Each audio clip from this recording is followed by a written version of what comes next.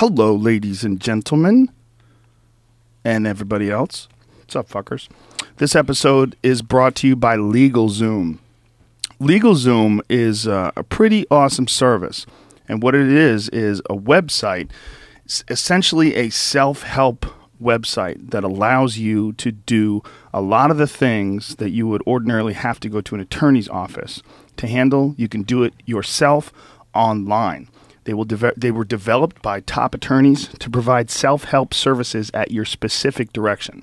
It's not a legal firm, it's not a law firm, but they provide you with legal self-help, and they can also provide you with a contact for a third-party independent attorney if the shit hits the fan. And what does this mean? This means that, like, if you want to form an LLC, if you want to incorporate, if you want to get a will, power of attorney, living trust, things along those lines, you can do all that step by step on LegalZoom, and it's very easy to do. I know a lot of people have done that. Onnit was formed that way. Brian formed his Death Squad company that way. All that is done through LegalZoom. Super easy to do. There's a lot of things that you would ordinarily have to go to a lawyer. You'd have to put your clothes on. You'd have to make an appointment. You could be naked, drunk, at home, and do legal stuff. It's amazing. Amazing. And not very expensive. You can form an LLC from $99. They've been helping Americans get personal wills, power of attorney, doing all that stuff for over 10 years. And they have an A+ from the Better Business Bureau, which to me is giant. You know, they don't just give those away. So I like that. I know people that have used this service. I like that my friends have used this service. And I like that I just hear nothing but good things about them. You can even get a divorce if, you know, the other person you're getting a divorce with is really cool. But if they're not, and then if they're really that cool, why are you divorcing them? The fuck are you doing? I wonder how many people have gotten divorces through LegalZoom. It's probably like 3. I might be wrong, but you could do it. So go there, go to LegalZoom.com, enter the code word Rogan in the referral box at checkout, and you can save some money that way. Protect your family, protect your future, all of it at LegalZoom. Legal help furnished through vetted independent attorneys. It's a sweet fucking website. I really enjoy LegalZoom. I like the fact that there's a lot of things that, you know, it used to be super inconvenient to deal with, like, simple legal issues, like forming a corporation. You can do all of that now. You can start your own business now at LegalZoom.com. And when you do that, go to the checkout box, in the referral box, at checkout rather, and enter in the code word Rogan for more savings. So that's LegalZoom.com. and enter the code word Rogan. We're also brought to you by NatureBox. I got a new batch of NatureBox, Jamie. Oh, you're going to love all this new groovy shit we got, but no sriracha cashews. I fucking talk too much about sriracha cashews, and now you bitches all buy them up. There ain't no sriracha cashews left. We're fucking killing the cashew farmers. Those poor cashew farmers and those poor sriracha makers, they're working double, triple overtime, sweating their balls off trying to make sriracha cashews. But this... What's that? I need some. Yeah, we all need some. Blueberry almonds, though. Dark cocoa almonds. Have you had those? Oh, good Lord. And peanut butter nom-noms. They might be my new favorite. Peanut butter nom-noms might take the place of sriracha cashews. But I shouldn't tell you fuckers, because then you buy them all up, too. What NatureBox is you order it online, and you pick the stuff that you want, and then they send you boxes every week. And here's the deal behind it. If you are a person that works in an office and you have one of those goddamn vending machines that tempts you, you're kind of hungry and you walk by and, like, the most healthy thing in there is like some shitty-ass granola bar. And you know that's not what you want to eat. And you definitely don't want to eat candy, but you wind up doing it just because you're hungry. NatureBox gives you hundreds, and I mean hundreds, of delicious snacks to choose from. Really good stuff. And there's a lot of stuff that you don't have to feel guilty about. There's a few things that are a bit questionable, a few pretzels and things along those lines that are not necessarily good for you. But they have 0 trans fats, 0 high fructose corn syrup, all the stuff that's really shitty for your body, low in sugar. You can get plenty of them that are low in sugar, non-GMO, and without gluten. And they ship for free. Peanut butter nom-noms, like I said, are my favorites, but there's so many good ones. The blueberry almonds are the Big Island pineapples are fantastic. There's a lot of really healthy choices that you could choose from that are delicious. They're really good. I've signed up a bunch of friends on naturebox.com, and no one's complaining. Everybody's enjoying the shit out of it. Brian's completely addicted to it. That fucker doesn't even go food shopping anymore. He just buys NatureBox and has it stacked around his house. He needs to go to a goddamn grocery store. He wonders why he's not feeling good all the time. Fucking dude smoking cigarettes and eating snacks. Like, have a goddamn meal. But in between meals, NatureBox is seriously the way to go. It's the official snack provider for the Joe Rogan Experience podcast. We have them laying around the office right now. I just brought in a brand new box. And if you go to naturebox.com right now, you'll get 50% off your month's first box. So go to naturebox.com/Rogan. That's naturebox.com/Rogan for 50% off your month's first box. Try it out. No more hungriness, no more crankiness, and no more shitty choices from those goddamn vending machines. Really yummy food that's, packaged in a very convenient, easy way. It's delicious, and it's about as good a choice as you can get when it comes to snack foods. So naturebox.com/Rogan. Go there and enjoy some delicious savings. And last but not least, we're brought to you by Onnit.com. That is ONNIT. We are a human optimization website. At Onnit, we sell all of the very best in strength and conditioning equipment and supplements, athletic supplements that are designed to help you improve your performance, both in cognitive function, your physical fitness performance, your endurance. We have things that aid in recovery. We just find whatever the best shit that we can find online, whether it's athletic equipment like battle ropes or kettlebells or things along those lines, medicine balls, all things that provide what we call functional strength. And what functional strength is, the idea behind functional strength is athletic equipment and exercises that improve performance in any given task. Like if you do bicep curls, it's not necessarily going to help you do jiu-jitsu, or it's not going to necessarily help you throw punches better. It's going to make your arms look bigger. You look all fucking sexy at the beach and shit. But the reality of athletic performance is your body has to move as one individual unit, all parts moving together to enhance your athletic performance, not just your ability to lift weights in a very specific and isolated way. And that's what kettlebells are all about. I'm a huge fan of kettlebells. If you've heard this podcast before, you're probably like, will you shut the fuck up about kettlebells? Jesus Christ, son.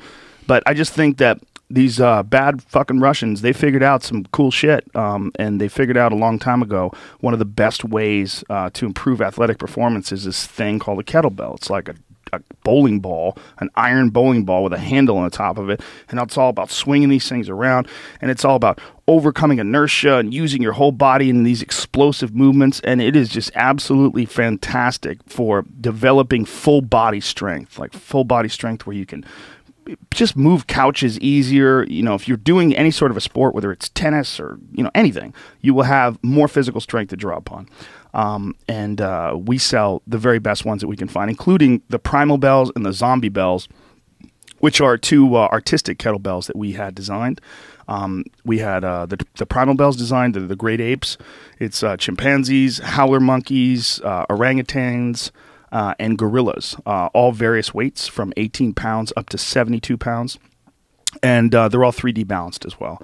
There's some artistic kettlebells that are out there from other companies, and they look really cool, but the reality is you want a kettlebell to be completely symmetrically balanced so that when you're swinging it, there's not like some weird momentum that comes from the odd shape of it. We designed these kettlebells to make sure that not only do they look great, but they function the exact same way as regular kettlebells. So either prepare for the gorilla takeover or the zombie apocalypse with Primal Bells or Zombie Bells, and then get your freak on at Onnit.com. That's ONNIT. Use the code word Rogan, and you will save 10% off any and all supplements. All right, that's it.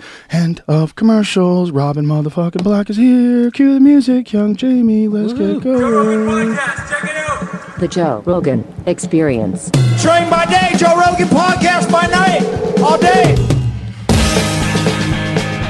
There's very few people in this life can say that they've gone from glam rock to expert MMA commentary and even fighting in MMA.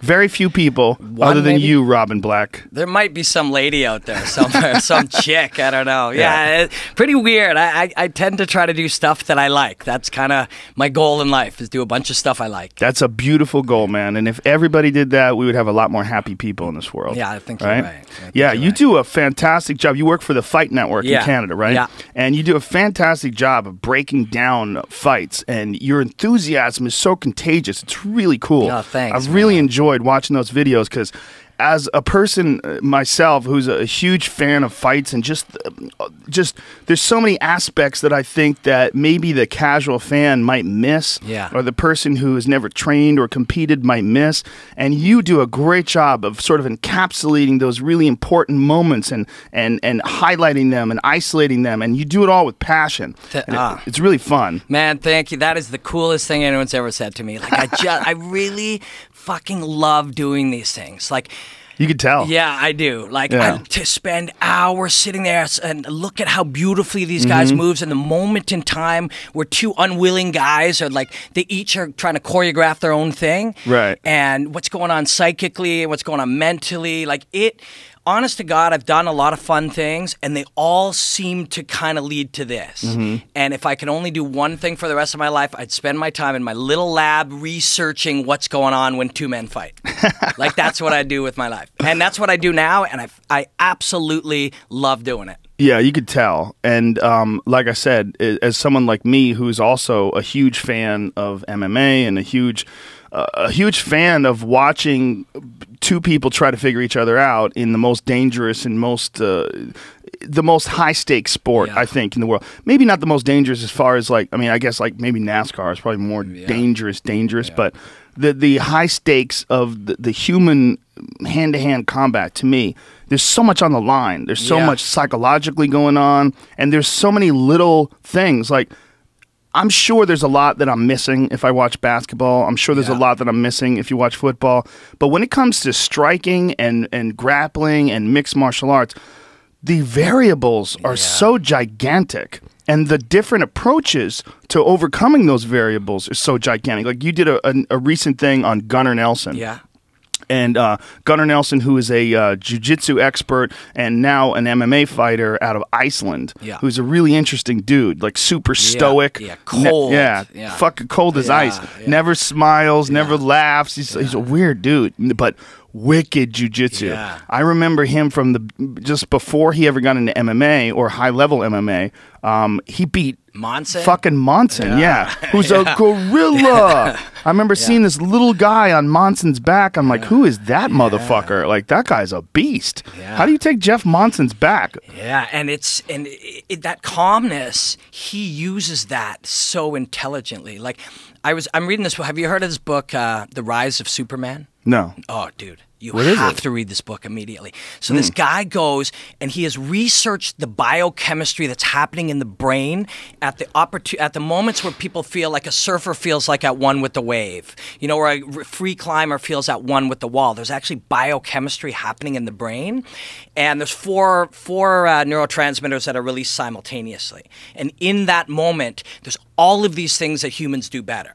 One of them is pattern recognition. So when two guys are fighting, you can see patterns in how they move and predict outcomes, right?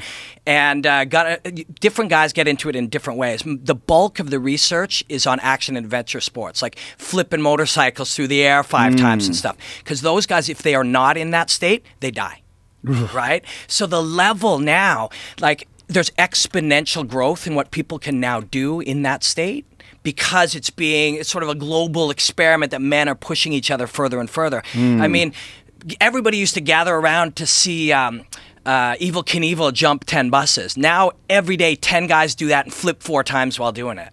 So the level of what people are able to mentally accomplish. So that's happening in fighting.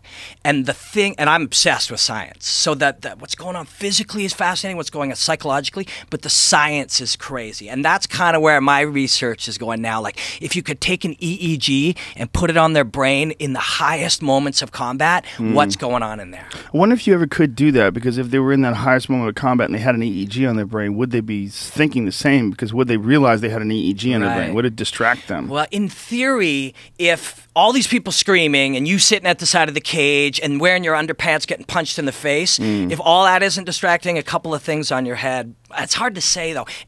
I mean, the state, what you want to check with that EEG or something is the mental state, the biochemistry, the neurology happening in the brain.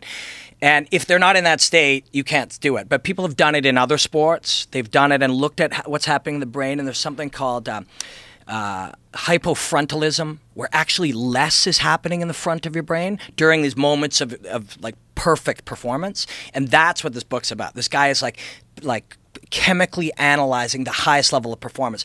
So to take that into fighting, these guys are operating at that level now. Like the top guys, Carlos Condit is operating at that level. You know, he's operating in moments of pure flow. And when these guys are in those moments, what's happening in that shit's fascinating. Like to look at fights and look and see that these guys are operating in the highest level of human performance, and in that state against each other, they're fighting each other. It's crazy. Yeah, it's really fascinating. The book is called The Rise of Superman, and it's by a guy named Steven Kotler, and it's got 4.5 stars on Amazon.com. So that's a pretty good sign. It's a great book. I'm going to do a little breakdown on what's going on with pattern recognition in that state. And imagine you and I are both in that state, and you know that I'm starting to recognize patterns. You can lay traps for me by doing something called chunking, where you'll go 1, 2, 3, 4, and I'll start to recognize that pattern and anticipate it, and you'll change one thing in that pattern and hit me, right? So chunking,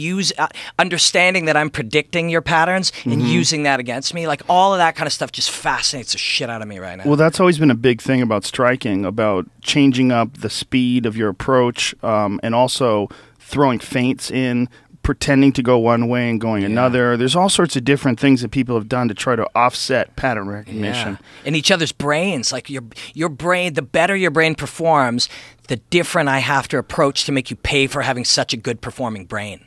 You know what I mean? Like your brain can anticipate stuff, so I need to make that a bad thing for you. Wow. You think, you know? So what it says here is that flow is caused by a mighty cocktail of 5 powerful chemicals, from dopamine to serotonin. And that's interesting that I've never really thought about it, that they have all these chemicals flowing together. I've always thought of it as just sort of a quote-unquote state of mind, that you achieve a state of mind. But this state of mind being a bunch of neurotransmitters that are flowing together in the optimum levels. Yeah, man. Like, think of that. The way, your state of mind affects your emotion, and your emotion affects your biochemistry, and your biochemistry affects your performance. So they're linked to each other. Right. So that idea that guys get focused, that focus causes a biochemical change in their brain. This is the kind of shit I want to go to next on my breakdowns. Like start playing with this kind of stuff and evolutionary things. You probably read that the hand, part of the reason it evolved the way it did was for fighting. Have you read that? Yeah. And the jaw and stuff. Yeah, the shape of a man's face. Exactly. So start looking at what that means and why the science of that kind of stuff is just starting to blow my mind. It is totally fascinating stuff, and it's also the thing about this achieving this flow state that's so maddening for people is that it just slips through your fingers. It's there and it's gone. You achieve these brief moments where you've seen it in basketball games where a guy just feels like he can't miss. He hits those 3-pointers from the outside. In pool, I play pool a lot, and there's these moments. They're rare and fleeting, but when they come, it's like you can't miss. You know where everything is. I'd be willing to bet you're in that state some huge percentage of time when you're doing comedy. Because once you read about it, there's a whole bunch of confidence that how it affects your inhibitions and your unwillingness to use inhibitions. You're probably in that state almost always when you're hitting it in comedy.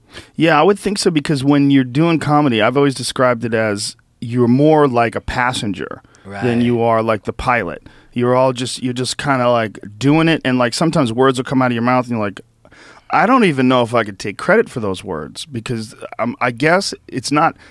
I know it's me. It's coming out of my mouth. I know it's my voice. I know technically I created them. I wrote them, but it's not really me that's doing it. It's like it's just coming out on its own. And a guy who catches an enormous killer wave will say exactly the same thing. And a guy who walks a tightrope over top of Niagara Falls will say the same thing. You're going into that state in that time. Yeah, I would imagine. Yeah. And in jiu-jitsu, you see it as well. Like when guys are rolling, there's moments where like there's a certain transition. Like someone will hit the over-under, the guy will try to escape, will flow immediately to an armbar and then immediately to a triangle. And it's all happening so fast, it's almost impossible for that person to be thinking. Yeah. They're just reacting and hitting those moves and just completely like in that zone. One of the aspects of flow state is that you interpret time differently. So you'll hear that from a lot of fighters. I mean, one of the things I think that helps me analyze stuff is that when I fought, I had success and I had terrible failures, like terrible, embarrassing, changing who you are as a man failures. How many times did you fight? 9. Yeah. And I won 4 of them. I'm going to do one last fight. I'm going to end 5 wins and 5 losses. How old are you now? 45. 5 wins and 5 losses, Yeah. You're sure? I'm sure. I'm sure. Hey, man, to get to 10, I mean, but I'm telling you, I had the kind of losses that make you question who you are as a man. You know what I mean? For days or weeks or affect your pop into your head. Experiencing that, I think that's an analyst's life. Like I've had a flow state. My last fight, I won in the second round. I literally completely did whatever I wanted for 7 minutes. It was perfect. And 2 fights earlier, my brain almost melted down. When I look back, I don't know if I lost vision or if I fainted or what. Like just absolute utter failure. And it hurts you because in our genes, when males would fight, if one of them would lose, you'd be kicked out of the group. Like you may never have sex again. You may never, one loss of a fight with another male could change your history for the rest of your life. That's in our genes only X generations ago, and we still feel that.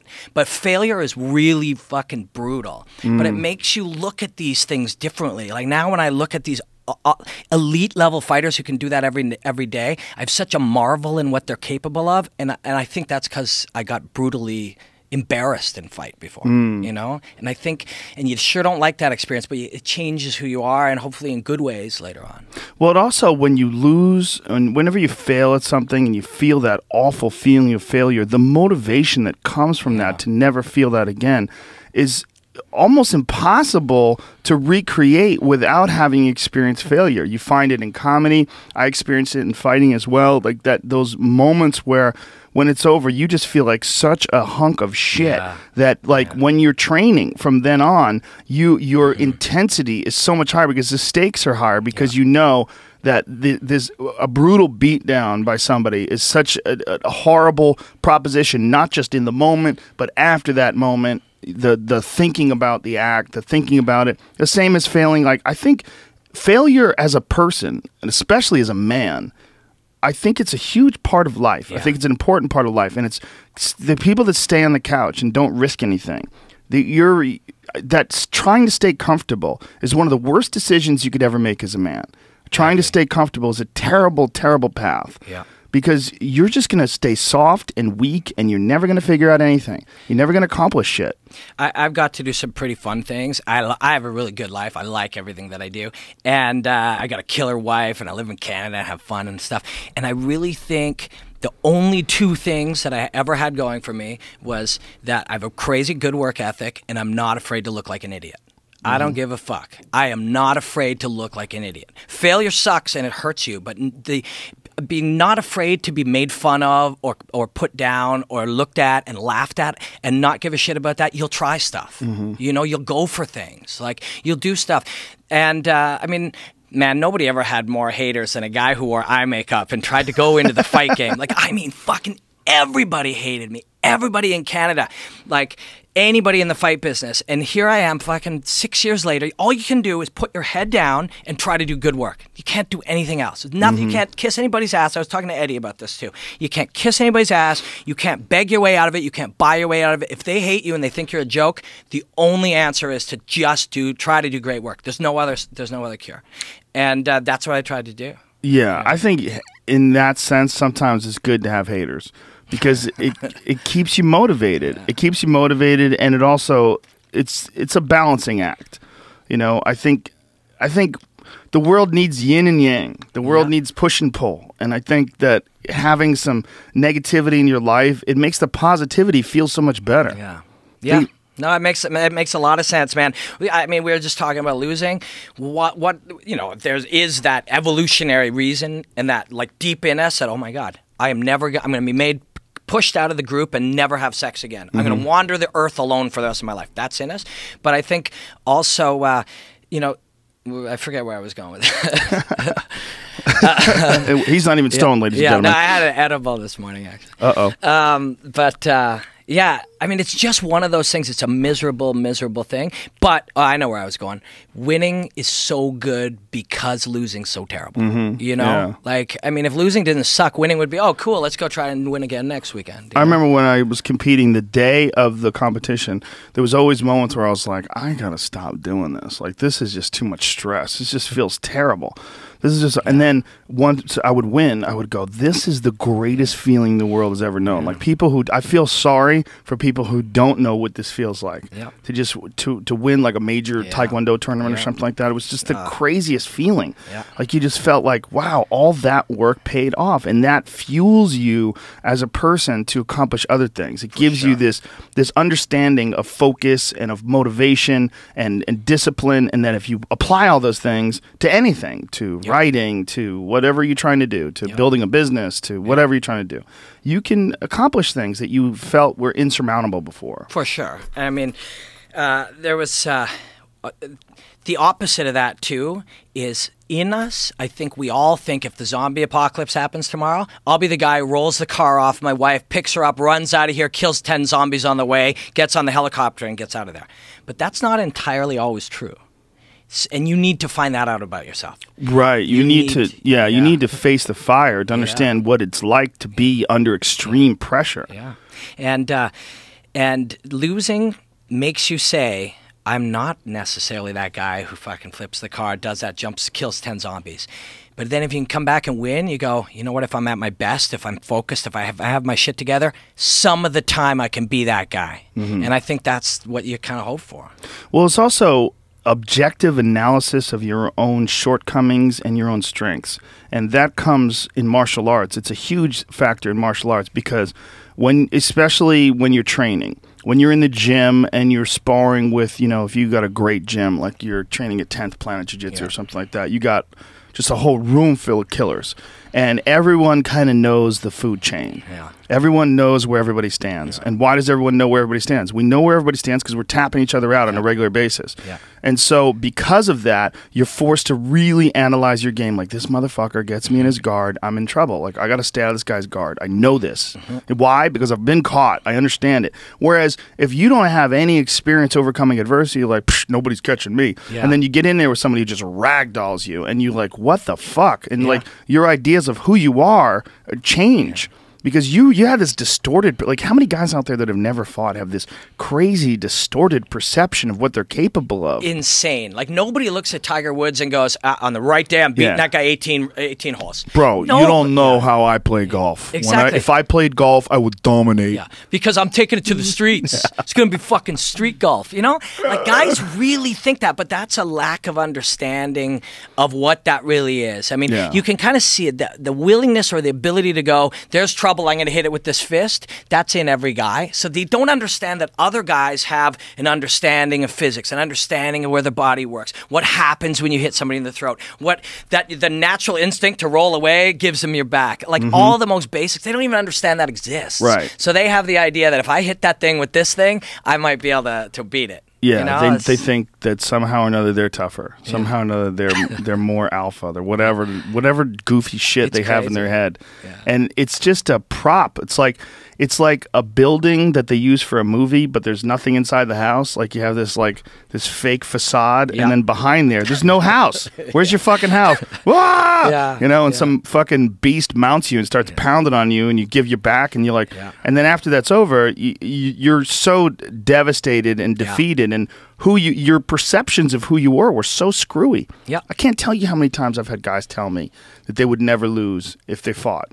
Because my mentality, they're always like this. Yo, bro, I don't lose. My mentality. I've had a dozen. Why do they all have Italian accents? because they're all Italian. It's a huge part of my culture. The Italians, I don't know what it is about my people, but they're goofy as fuck when it comes to that. They have this bizarre belief in their ability to fight. That's awesome.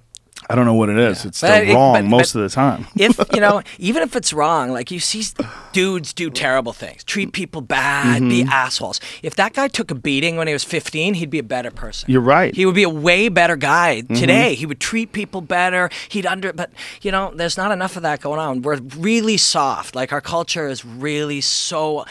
Like by Fight Network where I work, there's like a metro where you get the groceries, and then we used to walk around this building. It takes like 4 minutes, and they built this path on the other side, so it only takes 2 minutes now. It costs like 80, 100,000 to strip it out, put this stuff down.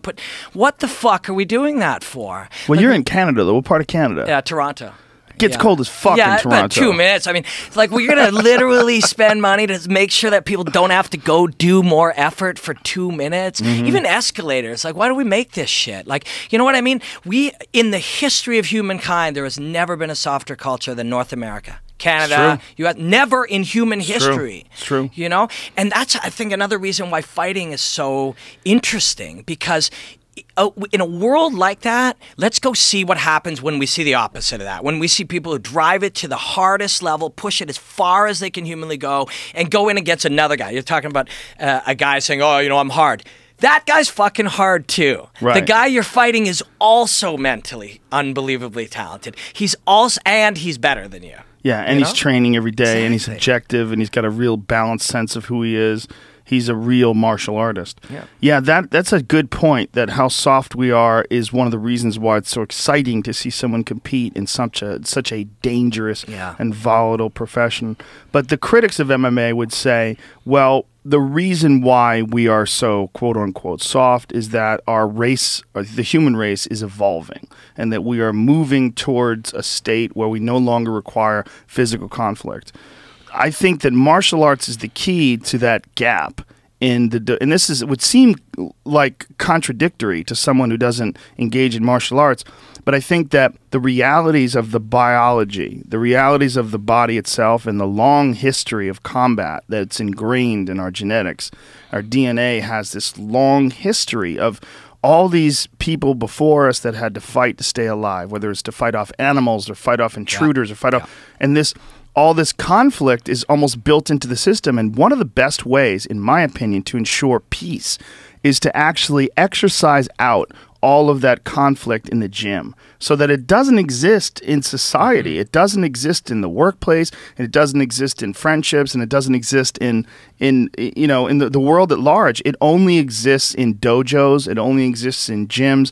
And some of the nicest, most respectful people I have ever met have been killers, murderers. I mean, in the gym, in the cage, in boxing rings, kickboxers, the nicest folks, because of the fact that they have no insecurities when it comes to that stuff. Their focus when it comes to their martial arts is not about it's not about going out and bullying people on the street or going out and picking fights. No, their focus is in bettering their skills, and in doing so and in training really hard, all your need to prove all that goes away. I've seen MMA fighters that people don't know, and they get into discussions with people, and someone will get douchey with them, and they'll smile and laugh. There's a famous story. My friend Tate Fletcher fought on The Ultimate Fighter. He's a black belt in jiu-jitsu. He's a bad motherfucker. It's a cool-ass dude, too.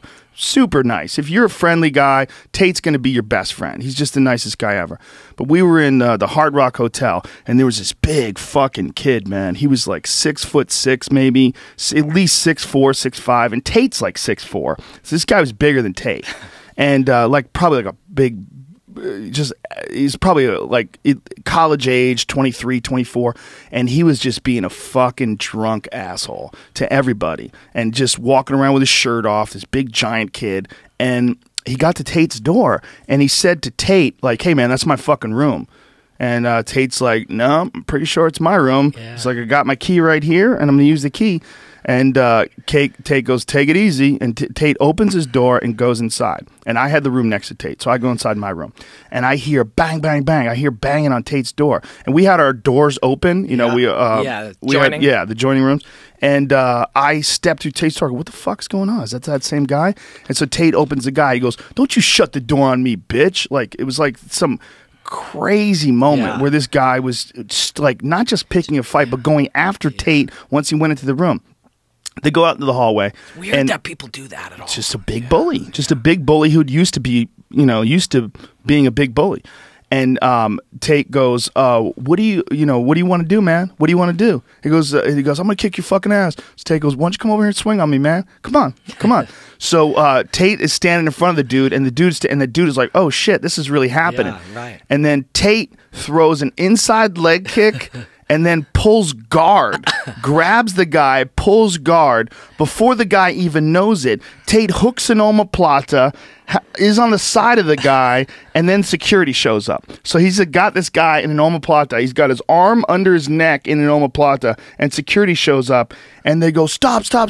So I go, don't worry about it, man. I go, it's fine. He's just going to put him to sleep. It's okay. And the security guy goes, hey, you're that guy from Fear Factor. And in that moment where the security guys are completely going, holy shit, what are you doing here, man? I go, this drunk guy's picking on my friend. And when I said, like, don't worry, he's just going to put him to sleep, Tate said that in his head, he was like, all right, I guess I'm going to put him to sleep now. So he wasn't going to hit the guy. Yeah.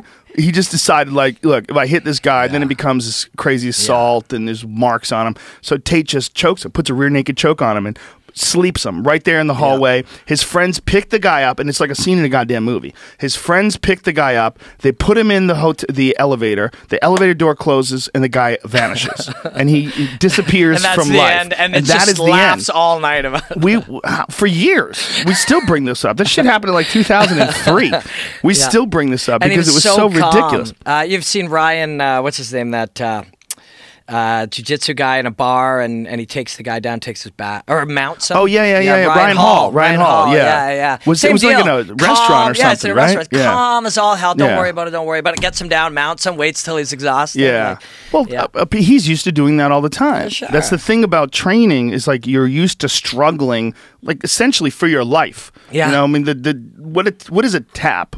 Tap is a way that you can train where it's safe and someone taps, and what that means is, you got me. But what does got me means? It means you're dead. I would have died. Or my arm would have broken in half, and then you'd have killed me. Then you kill them. Yeah. I mean, it's essentially you're playing a game called I kill you with my body, or you kill me, or we kill each other several times over the course of a 7-minute rolling session, and then we shake hands, thanks man, that was great, and then you move on to the next guy who's going to kill you. Be a better person out into the world, and walk out in the world and be a better person. I agree 100%. It exercises that stuff out of your system. And that's the frustrating thing when all of a sudden, I come to town and my wife's here and her friends are like, what's the deal with this War Machine and Christy Mack? They don't know about any of this stuff. They don't know about any of the good things about martial arts. They don't know about any of the good things it does and makes people a better person. They just come in and they're like, hey, some MMA fighter beat up a porn star. Like, you know what I mean? They don't know. Like, they don't know that there's that side to it.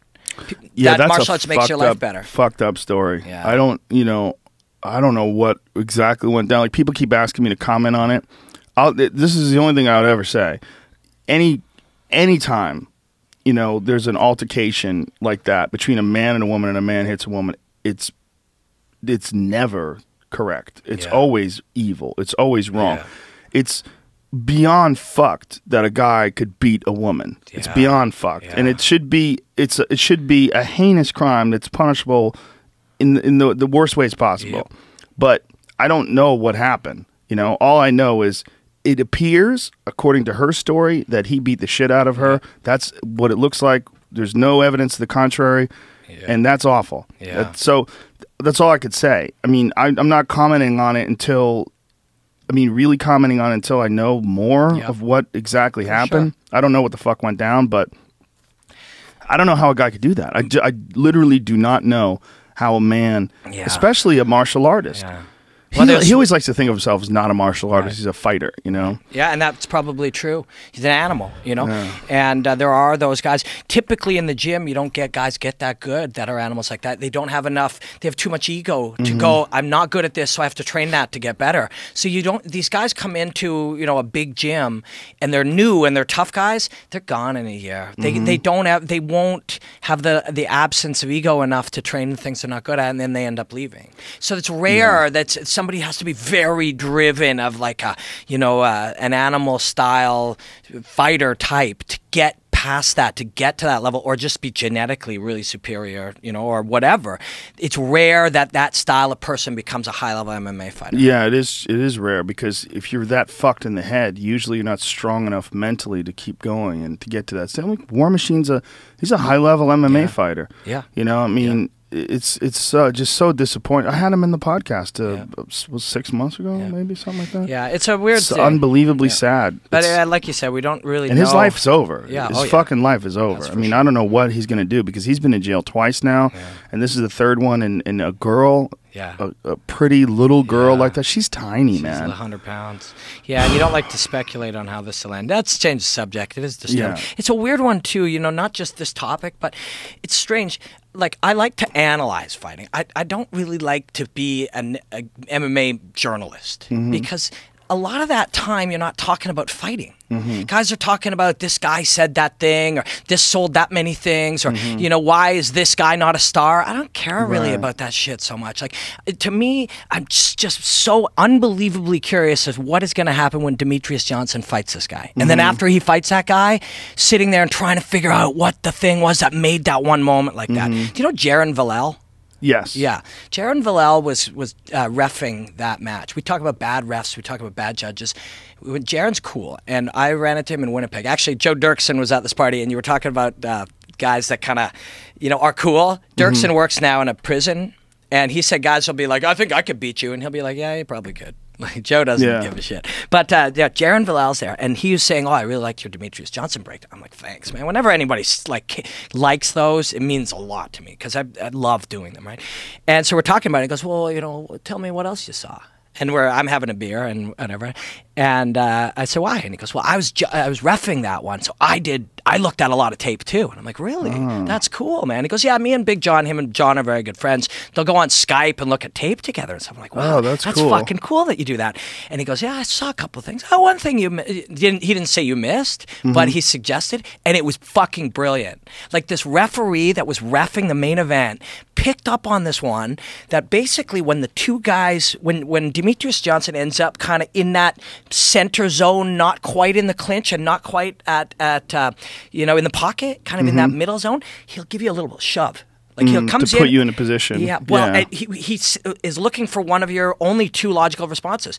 You're going to back up, and he backs all the way out, or you're going to push against his, and he goes to the clinch. So he goes in as a little sample test, and he does it all after Jaron pointed it out. I'm like, holy fuck. I looked at his fights. He always does that. And for a referee to go and spend that much time and find that little moment, and I said, why'd you do that? He goes, well, I just wanted to be in the right moment, in right places, and be aware of what was going on. I'm like, that's a fucking good referee. That's a great referee. That's what we need. You know? Yeah, that is what we need. And that's an excellent example in Demetrius Johnson of a guy who's trained by one of the best in the world, in Matt Hume. I did a breakdown of Matt Hume's first fight in Pancrase. Oh, yeah. I'm a big Matt Hume fan. I really like him in the corner, too. Yeah. He's great at giving technical instructions in between rounds. I think, you know, there's a few guys that are just really good trainers, and you just see it in the examples of the fight. Dwayne Ludwig, I think, right now is the best. Dude. I don't think there's a better striking coach on earth. Yeah. Duke is right up there with him. Right up there with him. Duke and Henry Hooft are in this world of perfection, and Bang Ludwig is pushing the boundaries a little. He's trying to test. He's taking new things. Even just the simplest shit that he was showing me. Was it after or before TJ's fight? I think it was before. And he was showing me the elements of when guys will go to enter. And you know how, like, I'll use punches to get you to think up and down, and you start responding up and down? He makes you believe that he is playing with your up and down, and while your brain is focusing in on that, he camouflages his footwork in. So some of the punches are bullshit to make you think about them while he steps off into different places. Yeah. Shit like that. Like, and he's, oh man, and he is operating like he's got 700 cups of coffee in him. He's yelling and he's thinking fast, and you can see, talk about flow. When he's teaching, this guy's in a different place. Yeah, he really is. Yeah. Dwayne Ludwig chugs Alpha Brain. Yeah. He eats that shit like candy. He eats it all day long. He's obsessed with analyzing fights and training fighters. It's such a huge part of his daily thought process. It's engrossing. It's his whole being, and that's why he's so goddamn good. Yeah. I sat down with him at lunch the day TJ fought Barao. And when TJ Dillashaw beat Renan Barao, who at the time was thought of as the best pound-for-pound fighter, or one of the best pound-for-pound fighters in the world, TJ was a big underdog, and TJ went into that fight and dominated Renan Barao, knocked him out in the 5th round after dropping him in the 1st, dominating him for 5 rounds, and then stopped him.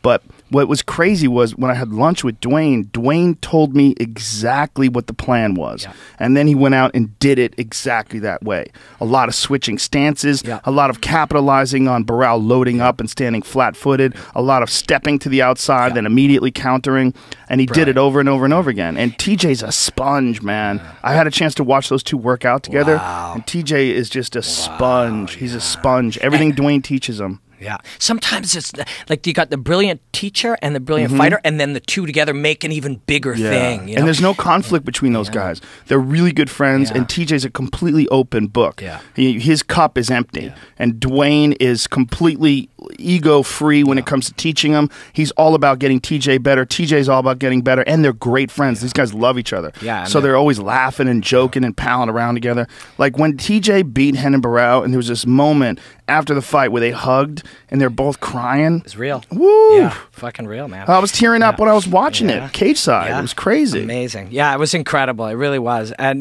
Demetrius and Matt Hume, similar thing. I looked back, it was 1994. It was like 4 months after UFC 1. And I went back and reanalyzed, because we up at Fight Network we're calling classic Pancrase. So we got all the old Pancrase and we're commentating them through the lens of today. So we're going, this guy does this. Wow, in 2014 that couldn't happen because of this, this, and this. So we're looking at him historically in the context of today. It's super cool, man. That is It's the funnest thing. Like, guys there's no such thing as like if a guy wants to pass your guard, he just passes it. Like in the 90s, everyone's good at footlocks for some reason. People change position. You get a mount, and you'll like swing your leg over the top to go back to side. So I'm in the mount, my leg over to end up inside. You'll be in 8, 10 different positions. Always they were chaining together submission attempts and positions to try to make you keep guessing. But it didn't.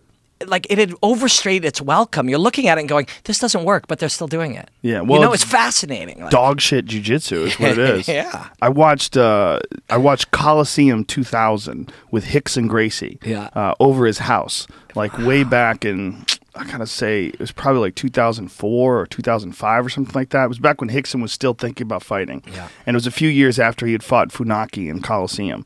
And we were watching fights together. We watched the entire event. And Hickson would break down the movements. And he's like, look at all this space. Yeah. All this, you can't have this space. Yeah. Like this, like space to him was just evil. Like, what is this? Because Hickson's jiu-jitsu has always been the elite of the elite. So when he watches like these errors and these things like big goofy movements, with big openings, it would just drive him crazy. Like he would just be talking about all these errors and what's wrong with this, and so focused on it. And if you watch jiu-jitsu or you watch MMA from 93 and then watch, like, say, Demetrius Johnson in 2014, you're like, boy, this is like, no sport has evolved this quickly. Never. And those two examples, when I looked at Matt Hume, he was better than everybody. Him and Evan Tanner were better than everybody, just because they were fighting like today. And you look back, Matt Hume was doing this kind of leg ride and side ride, like wrestling position, that Chris Weidman was teaching at a seminar I was at like 2 years ago. He was doing it in 1994. Well, he had good Muay Thai, too. Matt Hume had very good Muay Thai. Yeah. Remember he fought Pat Miletich and broke his nose, and they stopped the fight. That was crazy. They stopped the fight for a broken nose. I know. I remember like thinking like, what kind of goofy shit is that? You look back at these pancrase ones too, and it's like there were rope escapes. Like if you go and you grab a rope, it's like you've got it. And I'm fucking tapping. Instead of tapping, I grabbed the rope, and then we're stood up. And it's like if it is not finished, you win because I grabbed the rope once. But we tried to figure that out. I was going to talk to Dave Meltzer, right, who I don't really know good, but we've chatted online and stuff because he understands that history moment. Because there's also a lot of works back then, like legitimately. And when you say works, for folks who don't know what we're talking about, we mean fixed fights. Yeah. And that's a lot of that has a history because of pro wrestling. Pro wrestling in Japan was huge, and that's also where the rope escape came from. Yeah. That was always like a big thing in pro wrestling. A guy would have a hold on a guy, the guy would grab the rope, and the referee would make them break. It was a way to keep pro wrestling interesting. Well, when we look back at it, we suddenly, Ramdeen and I are calling these, and we look at each other. That's fake. Right. And the first time that happened, we were like, well, we have to address that. We your credibility demands that you don't go, oh, and he powerbombed him. You can't do that. Yeah. And you're talking about history. We're trying to make this series a history lesson as well, right? So you have to talk about it. So the reason it looks the way it looks, you nailed it. It's like basically wrestling was fake. Once upon a time, wrestling was real. Guys went to towns and they wrestled each other, and the winner was the winner who could wrestle. But guys got so good and it got so boring that they had to fix them and became pro wrestling. Is that why they did it? Yeah. Is it because guys got so good, or is it just because people wanted to control the outcomes? I think a bit of both. I bet it was more gambling than anything. Maybe so, yeah. And then pro wrestling over there, these two guys, Funaki and Suzuki, went and said, we're going to take pro wrestling, which we love and everyone loves, and we're going to make it real. And so when they made it real, that was pancrase. So suddenly it's like wrestling was real, then it was fake, and now we're going to make it real again. So there were things like rope escapes left in there as you transferred from fake to real again. They stayed there for a bit. Yeah, that's interesting. Yeah. That's really interesting. And they were so obsessed with the storylines because they were originally wrestling performers that most of the works involved them and involved them losing. Mm-hmm. So in its own way, it was only there to create entertainment. But it's a weird time in there. Like for purists, and I fucking love the sport, you have to make sense of why that was for people so that they're not just, it doesn't color MMA in a way. Right, But it was that moment where MMA and wrestling sort of touched each other in the early 90s. Yeah, that is an interesting thing, man.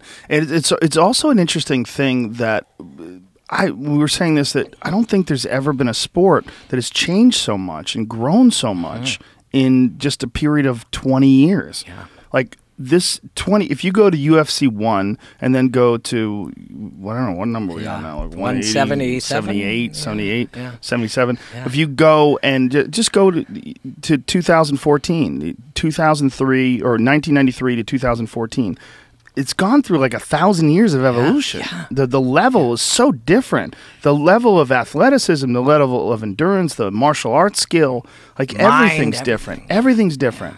I think it's one of the things I love about it the most. And like people will talk, John Jones and Cormier are like having all this heat. And they ask me about it. And it's like, well, I don't care. It's interesting. But for me, the biggest thing about I always say the biggest thing, because I also love the science. I also love the brain chemistry. I love the beauty of the dance, all of it. But one of the things I'm most interested in is it's basically one global science experiment in real time using thousands and thousands and thousands of fights to distill down to the nugget of what's the best. And it still is that. Every 500 fights, the best coaches are going, okay, well, that doesn't work anymore. Well, we've added that. That works. And it's this ongoing distillation down to the purest way to beat other guys. That changes slightly now because of this sort of demand for entertainment from the audience and stuff. And that changes. Like, guys are rewarded more for standing now than certain things. So that alters it. But you take that out of it, and basically we just have thousands and thousands of contests all there to help us determine the research of how to be the best fighter ever. Yeah, I have issue with that aspect of it, where the technical aspect of fights changes for it to be more entertaining. I think it's not good. I think it's not smart, and I think it takes away from the purity of mixed martial arts expression. Like what is martial arts? It's all about doing the very best thing in order to win a fight. And if you put yourself more in danger so that the crowd roars and we'll just drop our hands, duke it out. I remember a guy who's a friend of mine wrote something on Twitter. And he wrote, you know, fuck technical striking, you know, just stand in the center of the cage and let it bang. Yeah. And meanwhile, the guy who wrote that is all fucked up now. He's got all sorts of physical problems. He's had a bunch of fights. He's all banged up. It's like, no, don't think that. Don't say that. Like, that is like, you know, fuck thinking. I'm just gonna hit this with a hammer. Yeah. No, you have to think. Like, that's the whole thing. The whole thing is solving the puzzle, and solving the puzzle in striking is about technical striking. It doesn't mean no knockouts. There's a lot of knockouts that come from tactical strikers. It means doing it the right way, where you have the most amount of success, the least amount of risk, and you're doing things based on the amount of knowledge that's been accumulated over thousands of years of martial arts. You're applying that in an intelligent way. Demetrius Johnson, in my opinion, is the best example of that. That fucking guy does everything right. Everything he does is perfect. He doesn't rush anything. You never see him slugging it out and then fucking dropping his hands and like, come on, bitch, come on, bitch. There's none of that stupidity. It's all brilliant martial arts, and he's so exciting to watch. I mean, you know, sometimes people say it's not as exciting because he's not finishing guys as much, but he fucking finished John Moraga in the 4th round of a fight that he was dominating. He finished Joseph Benavidez with one punch. The second best guy in the world at his weight. Exactly. You know? He's a beast. Yeah. And Bagotinov, the only reason why he didn't finish him because he's EPO'd to the fucking gills. And who knows what else. They didn't fatigue. Yeah. He didn't fatigue. Yeah, fatigue is such a part of it. Yes. Like, it's such an enormous part of it. If you are, you know, if everything else is equal, but you're in better shape than the guy, eventually it's no longer equal. It's really that simple, you know? Well, that's the Nick Diaz strategy. Nick is obviously a very high-level martial artist when it comes to his technique and his experience, and he's obviously a very, very tough guy, but he's also in fucking phenomenal shape. Nick Diaz has swam back from Alcatraz twice in the fucking Pacific Ocean outside San Francisco, filled with sharks, okay? He swam back twice. He's done triathlons, he's done marathons. I mean, he's a fucking beast when it comes to his physical conditioning. And what he does is just puts a pace. He just makes you run with him. Yeah. Like, come on, let's go. We're going running. And he starts throwing these punches that are like 50% speed. And, hey, come and catch me. Come and catch. Like, he'll even mentally get you pulled in there. He's good at that, too. Oh, yeah. He starts, come on, bitch. Come on, bitch. Exactly. That gets you riled. Oh, it's brilliant. Oh, yeah. You know Jack Slack? Sure, yeah. Oh, man, that guy's doing killer stuff. Excellent stuff. Yeah, excellent great breakdowns. There's a little group of people out there. It's a niche and a niche. And I'm proud to be part of it. Mine, I stand there and do mine, but Jack is fucking good. And there's this young guy, Lawrence Kenshin, is really good. Yes, I was going to mention him. I'm glad you did. Yes, he's excellent. He does great breakdowns. And I'm so happy that, like, there's these guys doing it, and instead of going, who's that fucking guy? I'm better than him. Well, good for you. We end up kind of, we're friends, and we're kind of like pushing each other. It's really cool. Well, that's an interesting thing about MMA commentary that's like that as well. Like, I'm really good friends with Michael Schiavello, really good friends with Jimmy Smith. I worked with Mike twice. Good friends with Jason Chambers as well. He's a great buddy. And because I'm friends with all these guys that also do my job, like, there's no like competition amongst each other. Like, I try to get Jimmy Smith hired by the UFC. Wow. When Jimmy Smith his contract was going up with Bellator, I called Dana White and I said, dude, this guy's the best. He's fucking good, man. He's great. He's really good. He's a real martial artist. He's a real good guy. I go, he should work for us. You know, he's fucking great. But Bellator must have understood he was so valuable. Well, they were worried. Also, they would worry that who the fuck else is out there. Exactly. I mean, it's a really tough gig to have a person who's very passionate and very articulate, which Jimmy is both. And is really good at breaking down scenarios and situations, and is legitimately passionate while the fight's going on. Like, you could see it. And also not afraid to call out bad refereeing, bad calls, bad judgments. He's really, like, it's very important to him to be honest about the whole scene. There's not that many guys out there. So if Bellator did lose Jimmy, like, who the fuck else? Who do they get? You know, he does all their fights. Yeah, they probably would call you. And you would do a great job, I'm sure. I mean, Brian Stan does a great job. Brian's good. Kenny Florian, of course, does a great job. Man, the guy, he's always been one of my favorites because he's a regular guy who just figured out how to get the answers to the shit he needed to get to. Yeah. You know what I mean? Like, he wasn't some big, powerful genetic specimen. Right. He was kind of a nerd who's like, if I can just figure out how to do this, okay, that worked, but this didn't. And over time, and he analyzes the same way. But where I was going with Jack, talking about Jack, is he did this, I'm sure it's him, I'm remembering this amazing breakdown on Nick Diaz. Yes. And I'm pretty sure it was Jack. If it was a different guy, I apologize. But it's looking at Nick Diaz's striking compared to old school bare knuckle boxers. You know, the guys with the mustaches fighting like this. And it looks at it, and there's so many comparisons. Weight on the front leg, catching punches with the top of his head. Like, so many. It's so brilliant. It must be Jack, because Jack's the best guy out there. Yeah, he's done a bunch of great stuff. Yeah. He even wrote a whole piece on George St. Pierre versus Nick Diaz, which is in advance of it or after? I believe it was in advance, and he wrote a breakdown afterwards. He writes a bunch of those things, man. He's writing. Part of the reason he's so good is he's working so much. He's in that zone, you know. Yeah. But nobody knows who he really is. And does anybody know what he looks like? No, I think he doesn't want that, and I think that's super cool. I think he's British. I'm pretty sure he's British. Yeah, I believe he is too. Yeah, but it's cool, man. It's a little niche, but people are finding it interesting. And I always feel like, you know, you look at other sports, and on Monday, the ESPN will have a 2-hour show, and they will go into what happened. And it won't be like, well, this guy threw a thing, and the highlight will only be the catch. They'll show what happened at the line. They'll talk about what kind of plays these guys called and stuff. That kind of analysis. Like, all you guys do a fucking killer job. But the before and the after and stuff, that's an area I always wish the UFC concentrated on more, especially during the really passion years. The heavy work has always been on the hype and the excitement, and this guy hates, and these two are the best and stuff. But during that era, you feel like if you got 20% or 30% or 40% of the audience to be obsessed with the technique, and I think a lot of times people went and showed how to do a triangle, not how to watch a triangle. Right. You know what I mean? You know, I see what you're saying. But it feels like in a lot of other sports, they have spent time to develop a certain percentage of the audience that is there because baseball does some crazy shit. I don't know what happens in baseball, but there are guys that talk about how the field moves and what guys do when they're like with rosin and shit. And in football, they talk about how the plays are called and what the subtleties are. And you don't see that before and after in the UFC. You know? Right, and I agree with you. You know, it'd be nice to see that.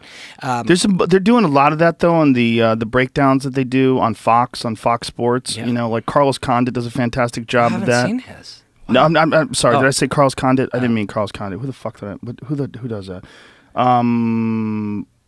Dominic Cruz. Dominic Cruz does a great job of it. To speaking, like you're talking about Demetrius Johnson, Dominic Cruz, if he can come back the way that he was, he's one of those super brilliant, mind-blowing performers too. Yeah, well, he's great as far as movement and footwork, and his conditioning is always top-notch too. Dominic is just so good at like not being there. Like you swing for him and he's off to the left, and then he's countering you off to the right, and you're like, fuck him, where is this guy?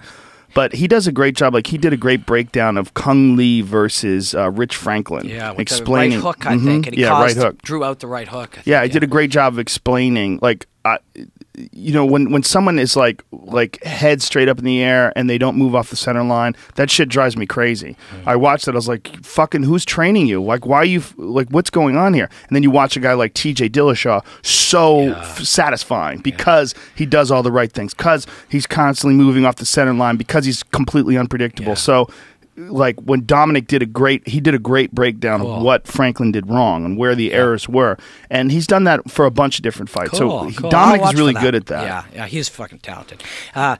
When we're talking about Dwayne Ludwig, when he's teaching, he'll say, "You make no errors unless you're making them on purpose." And what he means by that is, if you you show, well, this is here, the guy will throw a punch. We want him to do that, and we'll respond. And there's a really wild, heavy case of it where you see, and I broke it down, and if you even just look at the fight itself, you see it as soon as somebody mentions it. Was Jacare versus Okami, right? So Jacare, the whole fight, all he's got in mind is the overhand right. And the way for him to draw that out is, you know how everybody, you know, when they talk about where the front foot goes, you know, against a southpaw, he's got his front foot intentionally inside, and he's offering a straight line to his chin for the straight left. And Okami, you can see him seeing it and going, no, shit, he wants me to throw that. Oh shit, he's ready to counter it. And the hesitation on Okami is like, it's such a fascinating moment as a guy's going, look, I'm out here, you can hit me with it. and he's going, oh, he's telling me I can hit him with it, but he's got that right hand ready. Right. And then just those moments to me are the fascinating shit. Well, it's also even more fascinating when it comes to a guy like Jacare, is because if you do engage, the real fear is that he's going to take you down. Yeah. So there's always this thing when you're striking with a guy who's such an elite grappler. It's like, this guy is trying to goad me into a slugfest, but I know that he's going to change levels and take me down at any moment. So you're always hesitant to really commit to shots and extend yourself, because if you extend yourself, it makes it much more difficult to defend the takedown. Yep. A guy like Okami is also, or a guy like Jacare rather, is also fascinating because started out his career as one of the elite in grappling, and really had bad striking in the beginning. Like, you watch when he got knocked out by Macaco, just his striking was just very rudimentary, which wasn't very good. But now he's destroying guys with striking. Like, he beat the fucking shit out of Yushin Okami with striking. Yeah. And like, that's terrifying to people, because now you take this guy who is this just phenomenal top 1% of all grapplers ever. I mean, I think Jacare, like, out of elite jiu-jitsu guys, he's like top 1% ever. And now destroying people with stand-up. It's like the focus that made him a great jiu-jitsu fighter and the athleticism is now making him an elite striker. And that's terrifying. Yeah. It's always kind of an additional terrifying is that you don't see him for like a year. When a guy's not around for a year, you're like, what the fuck is he doing? Right. Like, what does he have now? What new things does he have? Right. What does he do better? What's way faster than it was a year ago? That always scares the shit out of me. Like, it excites you when there's a fight coming, but you're like, shit, man, what has this guy been doing in the lab for the last year? Maybe he's got some crazy shit we don't even know about. Yeah, well, he's definitely getting better. He's not slacking off, I guarantee you that. But did you see when he got elbow surgery and they cleaned out his elbow? Did you see that? No. Oh, pull that up, Jamie. Jacare elbow surgery pictures. He had, before he fought Francis Carmont, he had like really bad, like, bone spurs and chips and shit inside of his elbow. It was like, you know, all the years of elbowing people and also of getting arm barred. Right. Like, things break off inside your elbow and it becomes like crunchy and you're moving it around. It's just all inflammation and tissue damage. And look, we'll show it to you up on the big screen, but it's really fucking crazy. Like, there's a cup of all the things that they removed from his elbow. He's got teeth in his elbow. It looks like teeth. That's disgusting. That's chunks of bone and cartilage. And all ripping apart all the stuff around it all the time. You know, people don't, you know, it's, how could they? But nobody really sees a guy like who's a black belt level guy, has been training. Guys, you and Eddie and Jacques, these black belt level guys train all their life. They have no idea what that does to their joints and their bodies. Like, jiu-jitsu's a fucking vicious sport. Like, it's a hard, vicious sport. Kickboxers will look over at the jiu-jitsu area and they see the guys stretching and stuff. And they go, oh, look at these guys. They don't want no part of that. They don't want to go in there, have their skeleton all stacked by a guy. Like, it's a vicious sport. Like, well, it's a sport that I'm realizing, like, one of the things that I did, I made some mistakes with my jiu-jitsu training, and one of the mistakes that I made was, for a long time, I didn't do any strength and conditioning equipment. The strength and conditioning training, I did mostly just jiu-jitsu. Like, for years and years, I would lift weights like maybe once a week or something like that. I get a little lift in just to kind of maintain my strength and size. But I didn't specifically like strengthen my core, strengthen my spine, strengthen certain areas and stretch, constantly stretch. Like, you got to put as much time almost into that as you do into your jiu-jitsu training, just to armor up your body, just to armor up your joints. Not so that you can overpower guys and like not concentrate on technique, which a lot of people do have a problem with. Like, really strong, like, football players, big guys tend to try to muscle things instead. Like, the really technical guys are always the really small guys because they don't have the muscle up option.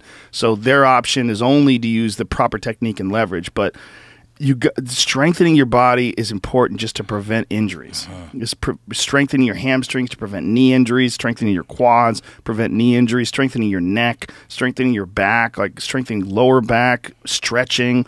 All that's, like, a lot of guys slack off on that shit, and I did too. And I got some pretty serious back injuries because of that, because I wasn't strengthening those areas.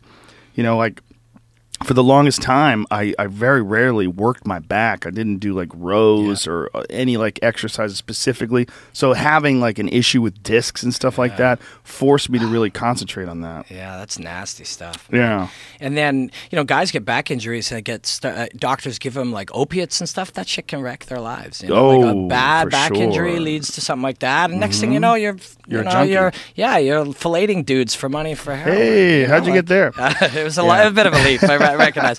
But what is your martial arts background? When did you start doing martial arts? I started about 9 Taekwondo. I have a black belt in Taekwondo. I trained through all high in school. Canada, all in Toronto. Yeah, KS Cho College. I grew up in Manitoba. You know what? Like my parents are the coolest people ever on earth. I was just like a weird kid, and I really was liked Bruce Lee and stuff. Like I was really interested in martial arts, and I was pretty hyper and odd, and I didn't have a lot of focus. And once they said, if you're serious about this, we'll do it, they would drive me an hour and a half each direction to Winnipeg to go train 3 times a week for my whole as a kid, That's teenager. Amazing. It was amazing. It You changed got my great whole parents, life. Yeah, man. Holy shit. It changed my whole life. And I competed. I did really well and stuff, and I enjoyed it. And I did a little I had interest in every martial art, so I did a little Sikaran, which is like a Filipino martial art. What's it called? Sikaran. How do you spell that? It's Sikaran. Do you know? It's like Kali? No, Arnis and Kali Arnis? are an Okay. offshoot of Sikaran. It's a Filipino martial art, and it's very much like Taekwondo, but when they compete, they stick their hands in their belt, and it's all spin kicks and hook kicks and shit. It's super cool. They put their hands in their belt. They compete like wide stance with their head far back, lots of hook kicks off the front, and then no hands. It's a kicking. It's like Savat almost. Wow. But Savat does have hands now. It's modified to have hands over time. But so I did a lot of that at Arnis. No which blocking is like, either? No, all moving your head and your body. It was like really, it was just a very Winnipeg thing. This one central area of Canada. This Filipino master of it came there and he started a school. He was a really good businessman. So it ended up being in the whole world, if you looked at where Sikaran was taught, the Philippines, and there was a little red dot in the middle of Canada because this guy was there and he had a bunch of schools and people studied, and a lot of Filipino population. So I did a little of that and a bit of Muay Thai then. Sikaran's really cool. Check it out. I don't know how much there'll be of modern stuff on the internet, but it's basically a ton of round kicks, hook kicks, and spin kicks with your weight heavy on the back leg. So it's sort of like kicking, like a martial arts version of soccer. Like you can't use your hands. Like fencing with your feet. Yeah, I mean, like you can't even like block. No. That's so ridiculous. Yeah, it's really weird. I mean, but is boxing ridiculous? You can only punch. Yeah, but at least you can block. Yeah. You know? Yeah, I guess that actually you would see a lot of, because I always found it interesting, even just as a kid I was curious. Guys would be you'd go to the tournaments and guys are all doing hook kicks and then shift forward and spin kick. All of a sudden, guys started doing this from there where they would just bounce on their back leg hooking. And round kicking. So they bounced towards each other doing that. So they were tapping. It's just an interesting thing as a teenager to see. And then I started playing in a rock band in my 20s, and so I didn't do much martial arts at all after Did you practice music before that? Like when did you get involved in music? I was growing up as a kid, Bruce Lee and Alice Cooper were like my two heroes. Okay. You know? So that's where the glam rock came from, like the makeup and... Yeah. And late, mid-20s, I started playing in a band, and I really liked performing. And I did a lot of jumping and kicking and wearing tight pants and like it was super like David fun. Lee Roth style. Exactly. Right? And somewhere between David Lee Roth and the New York Dolls, and very drunk, very, very fucked up, like through the whole era. Like we would go and oh man. And I told Eddie this story. I haven't told a lot of people this story, but people asked me about it. My friends asked me about it recently. But I was basically on tour. So I do that for like 10, 12, 14 years. And we were touring England and the UK and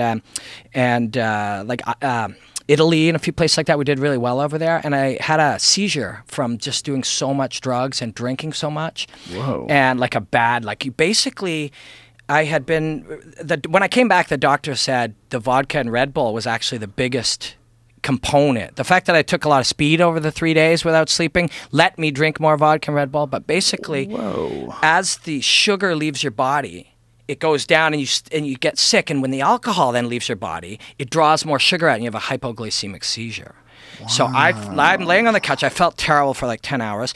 And then all of a sudden, apparently, I just yelled something and people came over and I felt this electricity shoot down my arms into my hands and they just locked up and I rolled back down. My eyes rolled in my head. I thought it was 10 seconds later and everyone's looking at me like I just got knocked out, you know? And then apparently it was like a minute or something. And I went back and the doctor said, dude, you got to get your life together. Wow. And then I started training martial arts again pretty much that day. And then I trained, 3 times a week, then 5, then 7. Then I was doing jiu-jitsu Monday, Wednesday, Friday, 7 a.m., noon, and 6 p.m., and Tuesday and Thursday, noon and 6 p.m. And wait a minute. You were training jiu-jitsu 3 times a day? 3 times a day, Monday, Wednesday, Friday, twice a day, Tuesday, Thursday, for about 6 months. And then people kind of knew me a little in Canada, like on television doing stuff. I was like a reality show judge, and the network said, oh, you're going to fight? Well, why don't we do a TV show about that? Wow. And that kind of allowed me, I really wanted to be in the fight world. That's what I loved. The second I kind of had, been not living a crazy lifestyle, all I wanted to do was martial arts. And then really from that minute on, that's all I kind of did. And that's all I was interested in. Wow. Yeah. Wow. It's crazy that you blacked out from Red Bull and vodka. Yeah. So the hypoglycemic aspect of it is just super bad for you, yeah. Huh? Oh, yeah. They, in fact, my wife just told me this morning, unrelated, she said, she was on the internet and she said, Toronto looking to ban vodka or alcohol and Red Bull served in bars. Just popped up this morning on the internet. That's so crazy. I never thought of that as a bad drink. Yeah. Yeah, very dangerous. There's apparently a lot. Once something like that happens to you, you look it up on the internet, there's a lot of that going on. Hypoglycemic seizures as a result of vodka Red Bulls. That's so funny. When it's hypoglycemic, what if you use sugar-free Red Bull? Does it have a less of an effect? Yeah. It could help. I'm trying to give you. I'm enabling folks. Give it a go. I feel like it's always like a weird thing when you mix an upper and a downer too, right? And that's what you're doing with alcohol and Red Bull. But if you smoke a bit of weed and you drink a coffee, it's kind of the same thing. Not really though, because I don't think weed is a downer. It's not a downer in terms of like a depressant. True. Alcohol is a true depressant. Right. Yeah. Weed, like you could smoke a joint and lift weights and have a great workout. I can't. You can't? No, really? man. You need to hang out with me more. Yeah, maybe so. Oh, man, all I want to do is like chill out. I'll watch fights. I'll do a bit of writing or whatever, but I tend to get a little introverted and a little mellow. I don't know. It's just... You know what's fantastic? Yeah. Weed and yoga. Yeah, that would make sense to me. It's amazing. Sure. It's amazing. Sure. Stretching. Like I was talking to my friend Aubrey about this the other day. Like there's this buddy that we know that makes these... they're called Jambos. These organic... edibles. It's like he uses honey instead of like processed sugar, and they're really delicious, and they're super strong. And Aubrey ate one and then went on this like 2-hour stretching and like rampage with like using a lacrosse ball to roll out all the tight tissue. Yeah, and that makes sense. Just makes you really in tune. It makes you feel like I like lifting weights on it because it makes me like feel like what my body's doing. I feel like I can get like a sense, I'm more in tune, more sensitive. Yeah, like, I'd be not afraid, but I don't feel like doing something physical, but I'd definitely give it a try. Is weightlifting for you, that's become like a martial art, right? It is to me. I think of, especially Olympic lifting, that's a martial art. In what way? Like an Olympic lifts, like say, a clean or a snatch, you work forever on the little details to try to make yourself calm enough to be able to express yourself with the lift. Like to be able to really put it all together. You move one way wrong, you don't nail the lift. You distribute your weight different in your feet, you don't nail the lift. You don't drive and tie your hips together with the same time that you're supposed to go up on your toes and shrug, you don't hit the lift. So it becomes this ongoing work to try to make this thing better. I see what you're saying, yeah. And man, like doing an Olympic clean to me is one of the great things in the world. To be able to just really hit one. It's such a full body exercise too. It's like really enhances your ability to explode. Anytime you're doing anything where you're pushing up from your toes from the ground and extending and lifting it up over your head and forcing your whole body to fucking power that up, everything, your whole chain, your posterior, your core, your spine, like everything, your shoulder, your delts, your quads, your toes are pushing. That's why like Steve Maxwell's a big proponent of lifting weights barefoot. Yeah. He thinks that, when you have especially a spongy sort of like a running shoe on where it's like a lot of give, that you're not feeling, you're not engaging your toes pushing off the ground. Yeah, I think it'd also take away some of your force. Some of the force you're exerting, it would kind of absorb it a little bit. Yeah. I definitely, a lot of the Olympic lifters around where I go this place, Bang Fitness in Toronto, and it's just like, it's the best part of my week to go in there. And most of the guys who Olympic lift just use the tiny shoe. Like really thin nothing. sole. Yeah. I like those. A lot of people criticize those toe shoes. Yeah. Apparently they made a bunch of ridiculous claims that aren't necessarily true. But I still like them. I love them for lifting weights. Yeah. They're so comfortable for lifting weights. And again, the same thing. They're really flat and they make you feel. I like the fact that the toes are all free moving because you can push off with those things. You feel like your connection to the ground. Yeah. But yeah, I'm a big fan of Olympic lifts. I'm a big fan of, obviously, of kettlebells. Yeah. I'm a big fan of anything where you're doing these explosive strength exercises. They just make your body so much goddamn stronger. You just feel good doing them. Yeah. Like, you talk about drugs or whatever. It's like you get endorphins from doing full body lifts. Hey, have you ever seen that on the internet? These kinesiologists broke down in like milliseconds Bruce Lee's 1-inch punch. Mm-hmm. Yeah, I've seen that. Isn't that crazy? And they show that it's actually the order in which his body fires, and it's like the millisecond, the shred of a millisecond in between the different body parts kind of firing one after the other. It's fascinating. It is fascinating. I used to be I still am a huge fan of Mike Tyson, but one of the things that I used to always be fascinated about Tyson that people didn't comment on is the size of his fucking legs.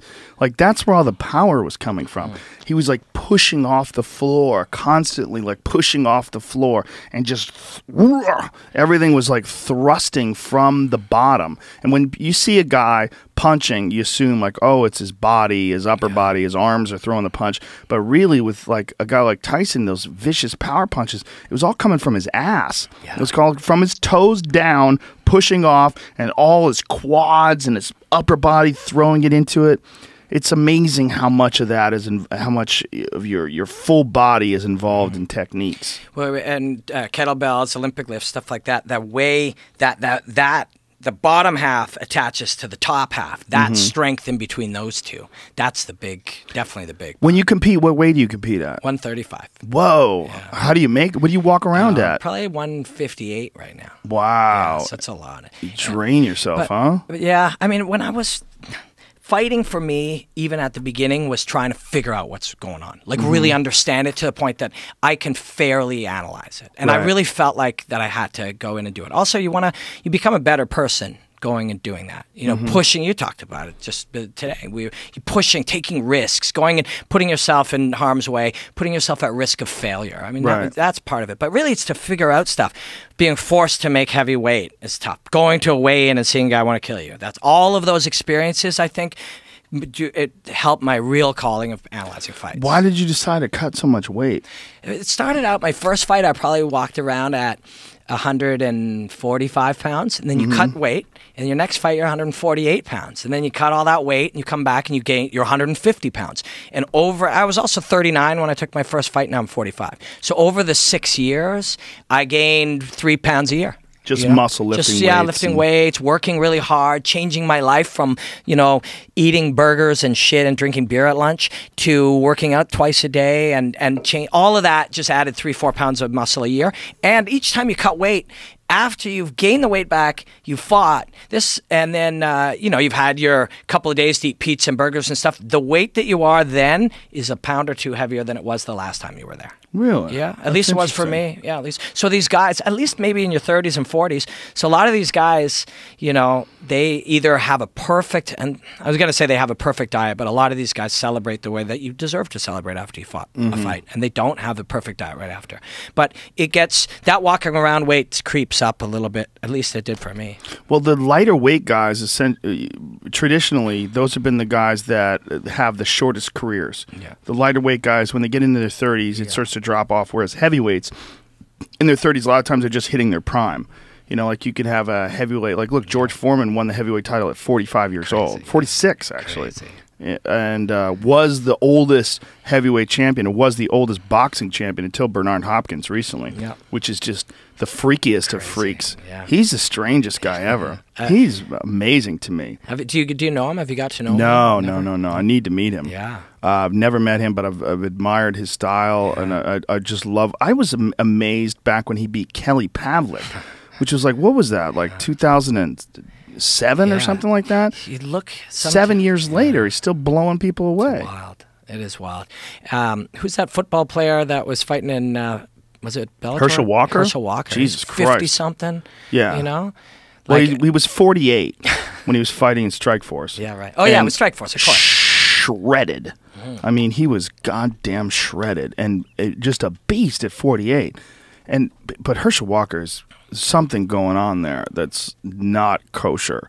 I mean, with his brain, because like he says that he eats like a salad and drinks a bowl of soup in a day, and that's it. Like that's not even possible to keep that kind of mass. Well, I mean, we could get some doctors and dietitians, and they would 100% tell us there's no way that could be true. Right. So when a guy tells you that all he eats is a salad and drinks a cup of soup every day, you're like, okay, I don't know what he's doing. He might be fucking with people. Yeah, I don't know. There's something not kosher about that, though. Yeah, it's weird. But he's so yoked. Yeah. It's also, it's crazy to see that kind of muscle mass on a 48-year-old guy. Yeah. Like no loss of muscle mass. In fact, like he looks like a 25-year-old guy in his prime. Well, the science, I mean, it is not cool to suggest that somebody's doing something, but not talking about him necessarily. You mean performance-enhancing drugs or something. But the science of many guys in their 40s, 50s, 60s, and 70s, the science is there to make a 65. I mean, we've all seen photos of those 70-year-old guys just shredded. Look at Stallone. Yeah, exactly. Stallone is like 67 years old now, and he's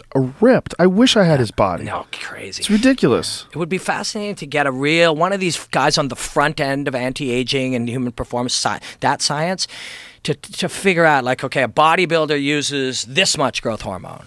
A guy, like, say, an actor on CSI maybe uses, like, this much, you know, like anti-aging. How much is how much is Stallone using? You know what I mean? To get a sense of where the chemistry is happening. Like, is this more? Is this different? Do you have the new shit that we don't know about? Like, what's going on at the elite level? Like, Stallone was, I mean, he's not an athlete, so it's not a big deal, but he was caught at an airport once with a whole bunch of It was in Australia because it's illegal in Australia.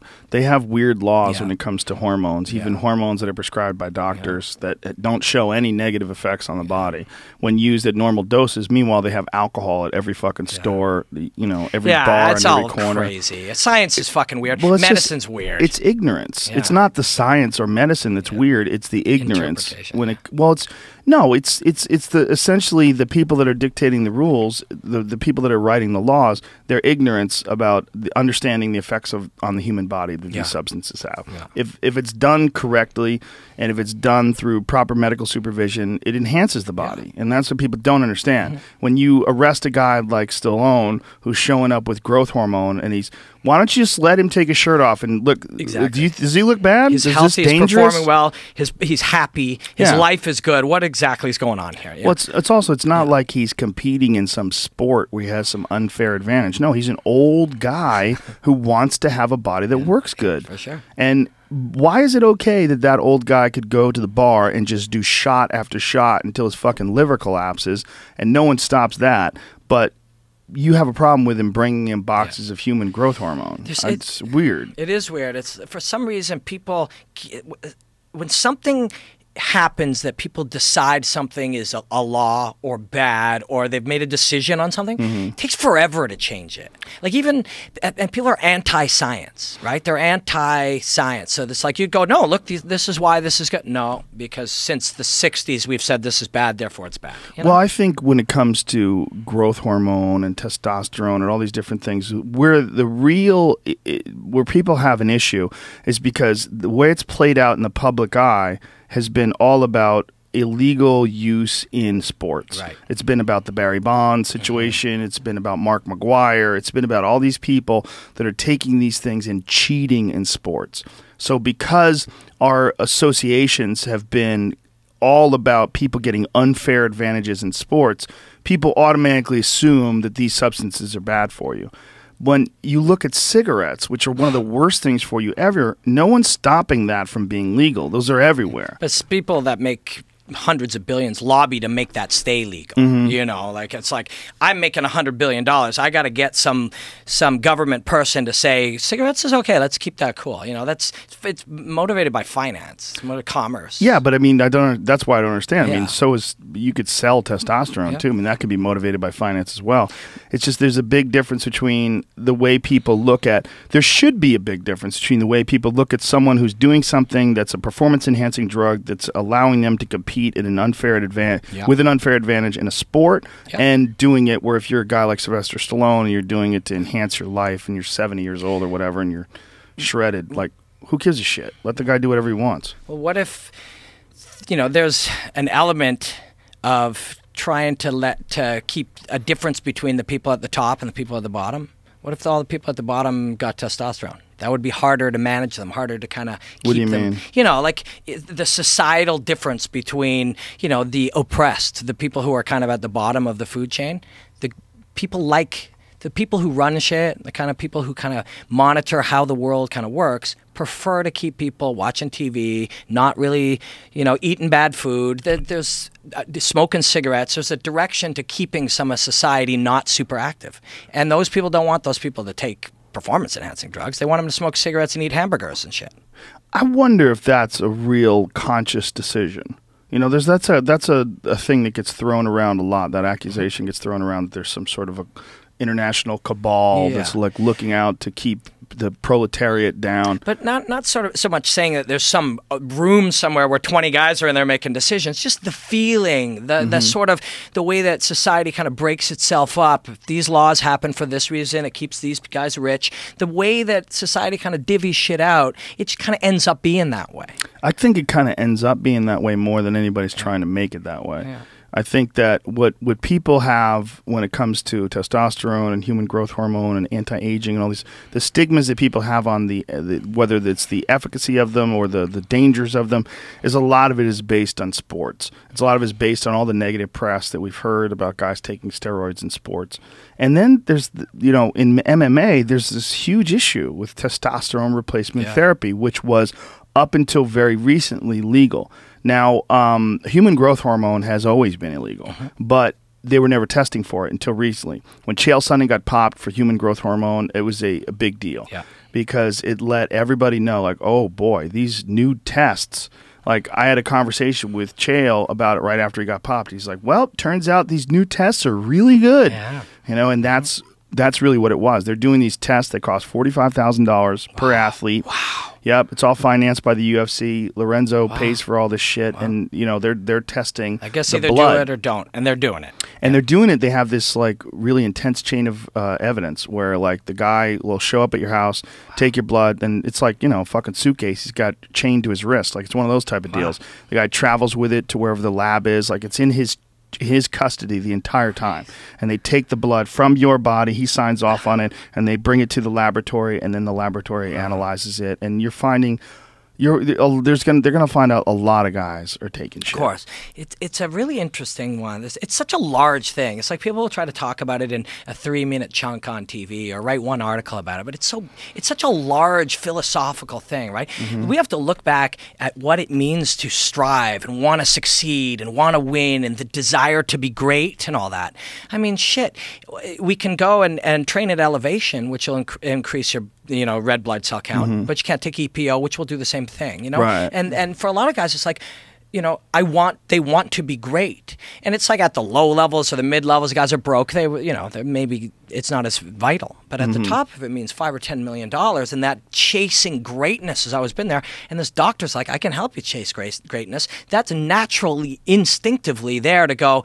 Well, let's explore everything. Right. Well, that's where like the Balco guy came in. Yeah. Right. The Victor Conte guy who came along and came up with some different strategies for avoiding tests. Some drugs that hadn't been detected yet that they found were effective. They sort of manipulated the components of some various performance-enhancing drugs. And that's where they got that stuff that they called the clear that they were giving allegedly to Barry Bonds and a bunch of different people. And I had Conte on the podcast, and he sort of explained the whole process behind all that stuff. he's a fascinating cat because now he's kind of working hard to stop doping in sports, which is like really a weird position to take when that was your whole career, was like juicing guys up. I think I saw him on like Dateline or something. Yeah, I mean, I don't know how I feel about that. It's weird. It is very strange. But I also don't know how I feel. I mean, these guys that were on the testosterone, guys like Vitor. Vitor is the poster boy, right? For testosterone. Because if you've seen the photos of him now, like pre and post, it's really different crazy. Dude, yeah. Pull this photo of Vitor pre and post TRT, because you know, he's been saying, you know, I'm not on TRT anymore. Now it's just TNT. Yeah. And so then Chris Weidman posts, hold on, is this what happens when you replace TRT with TNT? And he shows a picture of TRT Vitor versus the recent Vitor who's off testosterone, and he is shrunken. I mean, he is really, like Luke Rockhold just said that he has a chicken neck now. I mean, it's weird. And that's going to get to him. You know what the easiest thing to do to get a guy in the gym, a big like... Now that's the wrong photos, because that's a photo of him before testosterone replacement and after. What you want to see is during and after. Chris Weidman comments on Vitor Belfort TRT and look for a photo. But guys will be like, "Well, I didn't really need it." It's like, then why were you taking it? But yeah, how can you say that? Yeah, of course. And you look at him, but there's definitely like all kinds of stuff at play. Like that will dramatically affect his confidence. And his confidence. How you throwing spinning head kicks at a guy because you got this level of confidence. I can do it. That's not going to just affect how he looks and what he can do. It will affect the way he performs, without question. Yeah, but shrink that down so we can see the full image. Yeah. Wow. Look at this. Yeah. Look at his body. Like on the right-hand side, it looks like he's lost at least 15 pounds. Yeah, and his neck and the swelling under his chin. That's crazy. His neck has shrunk. His traps. Look at the difference in the left picture, like how high his traps are, and the right picture. It's nuts. Yeah. I mean, his body is shrinking. But it looks so different. Yeah. It's a strange one, too, because you go into a gym with bodybuilders, you want to get a guy just freaking out. You just go, oh, he looks smaller today. They'll lose their shit. Those guys especially. Yeah. But I mean, a guy's been walking around in the world with the craziest body that you've ever seen, and now people online going, he's got a chicken neck. That's going to affect his choices from here. It's a tough place to be for him. Stay offline. Yeah, for sure, for sure. Yeah, well, he's definitely going to hear about all these things that people are saying about him, and it's interesting because people are saying, like on the underground, people are speculating like maybe this is going to make Vitor start using again, and if he does start using again, then he's going to piss hot. You know, and it's all also about like they're testing these guys. Who's testing them? Where are they testing them? How are they being tested? You know, is it going to come down to the UFC has to show up at the gym every day while a fighter's training and have them pee in a cup every day? I mean, good point.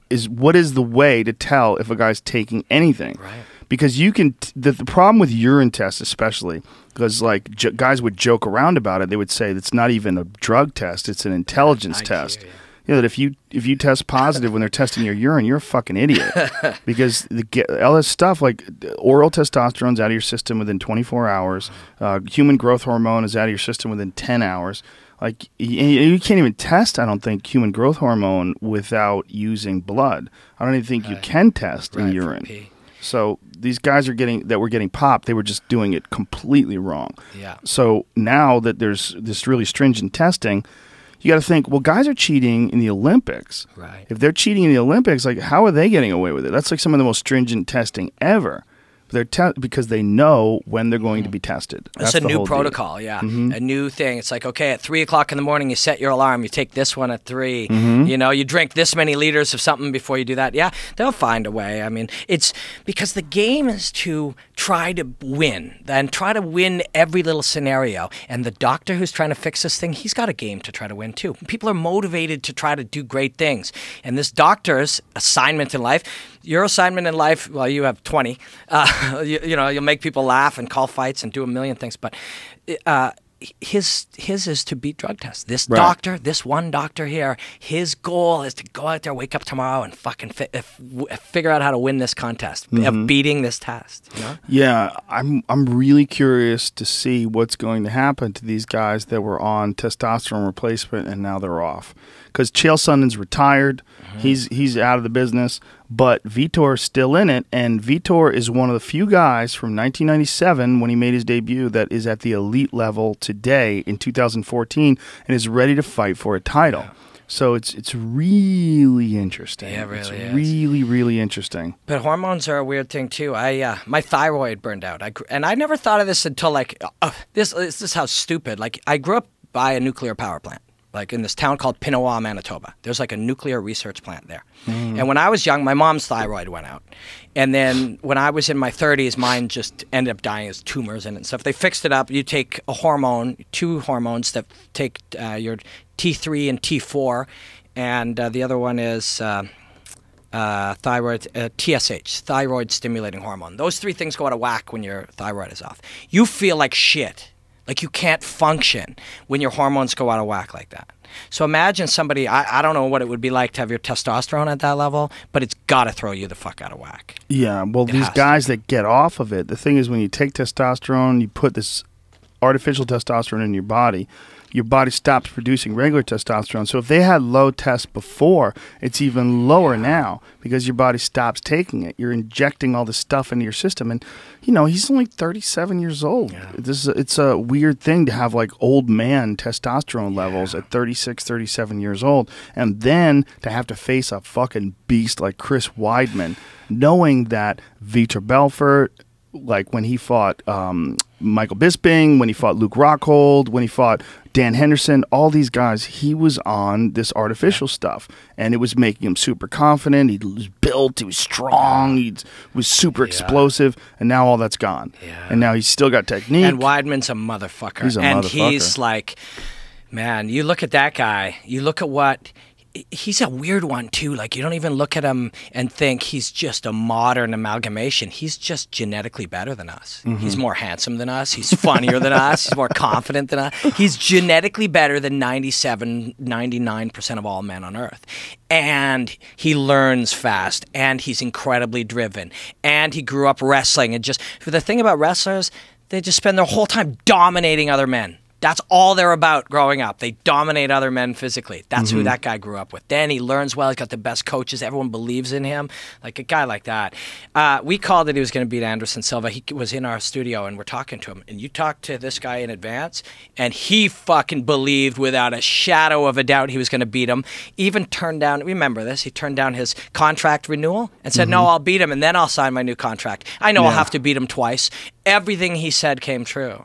Everything. Yeah, he's an animal. Yeah, that's crazy. And he did it all with his knees all fucked up. Yeah. You know, a lot of people don't know. He couldn't even bring his heel up to his ass.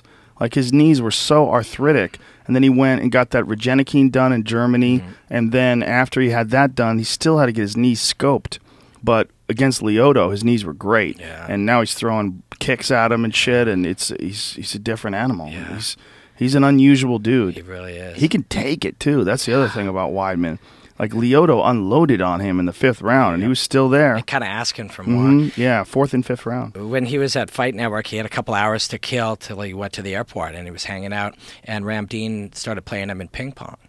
And Ramdeen was getting a slight better of him. He fucking got dead serious. I want a better paddle. I'm not fucking around here. Dead serious. And he's like, I don't like to lose. He's patient. Still having fun. He's still we're having a great time. But he did not want to lose that game. It was not in him to let this guy beat him at ping pong. He's not a ping pong guy even. Yeah. He just is not having it. Just not having it. There's a lot of guys like that. I played Jake Ellenberger pool once.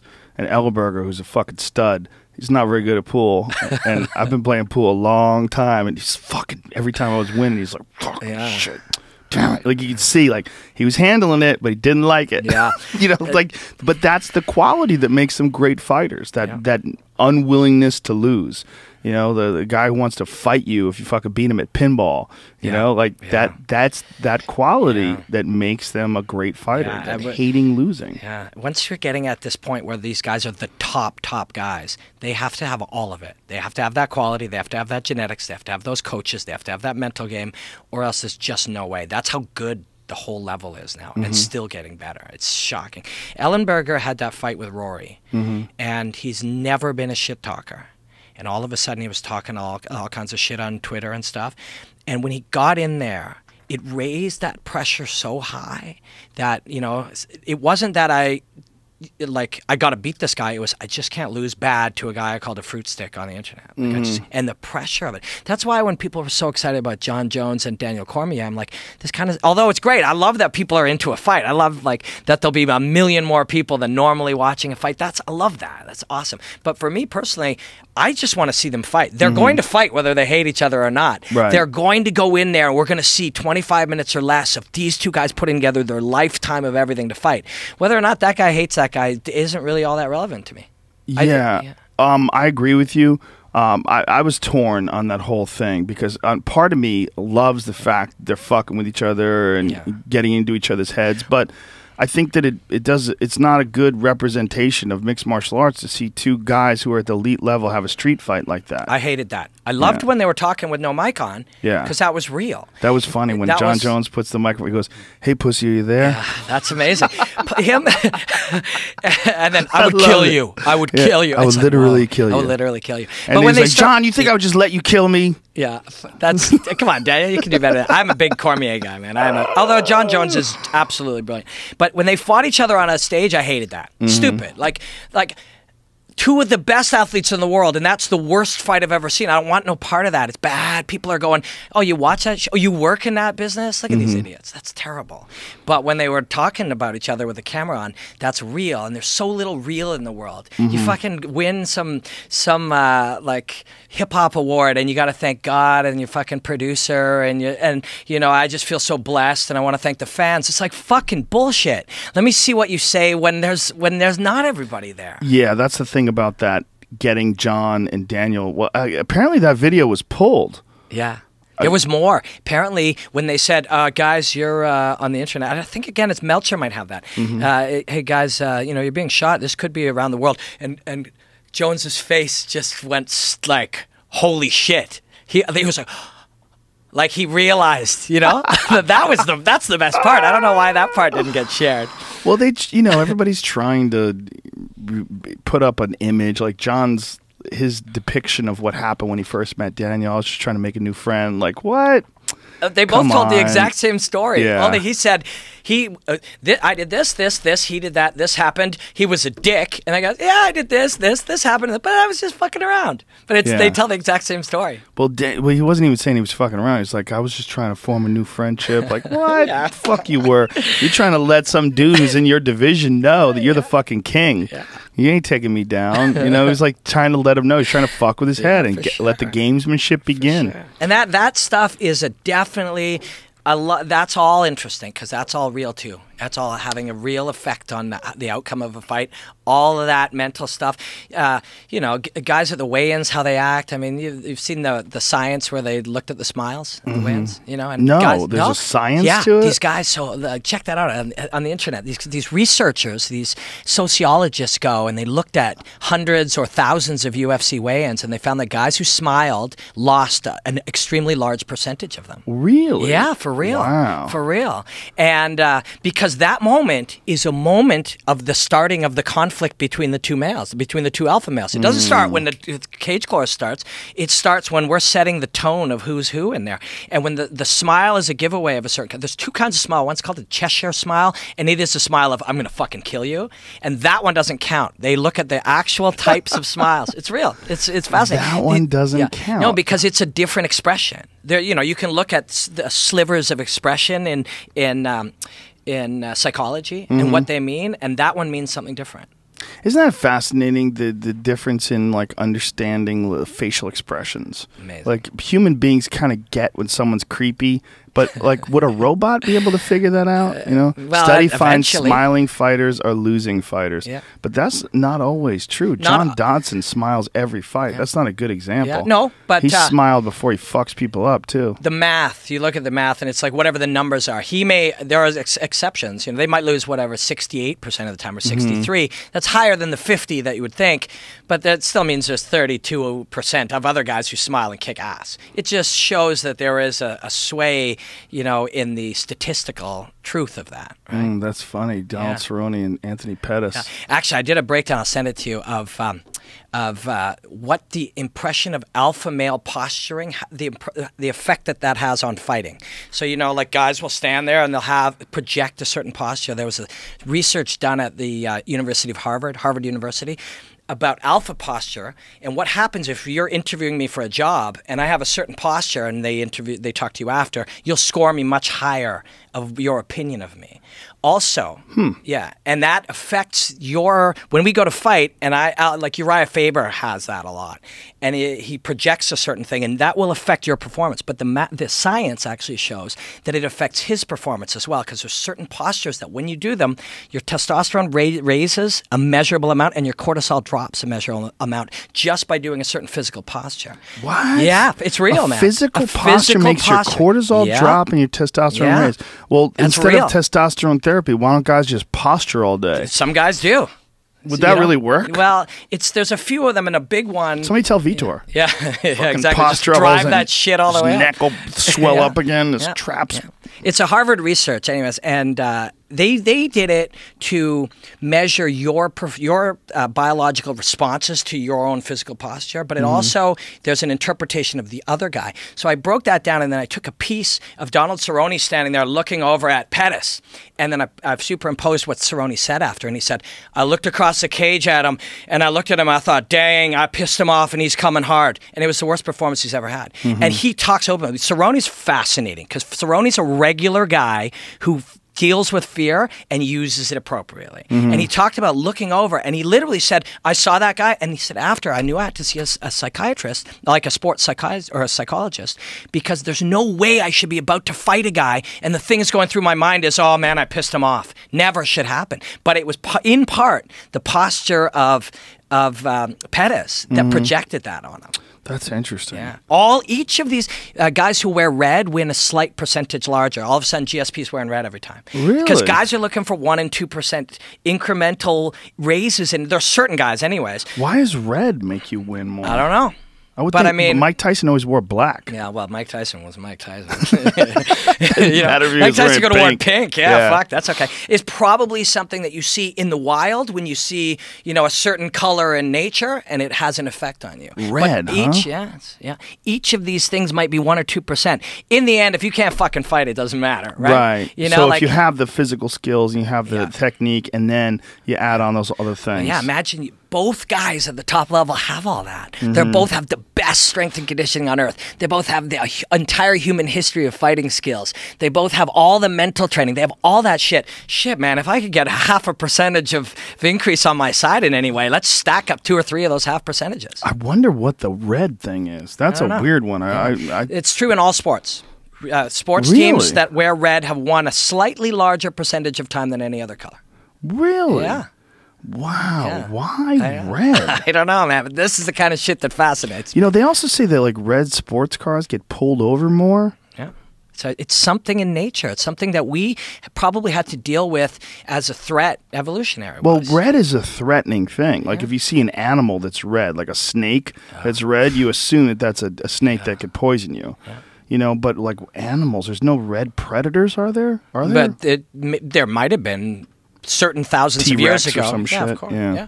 So at in some sports, point red is a winning color. Yeah. Fascinating. So you start stacking up all these sciences. So now I got years worth of fucking breakdowns I can do just from all these things to reading and looking. And it's like you start to combine them. You got the evolutionary hand, and you got the jaw, and you got red winning, you got alpha posture. You put all that shit together. What the fuck does that mean? Right. That's what I'm doing with my life. That's interesting.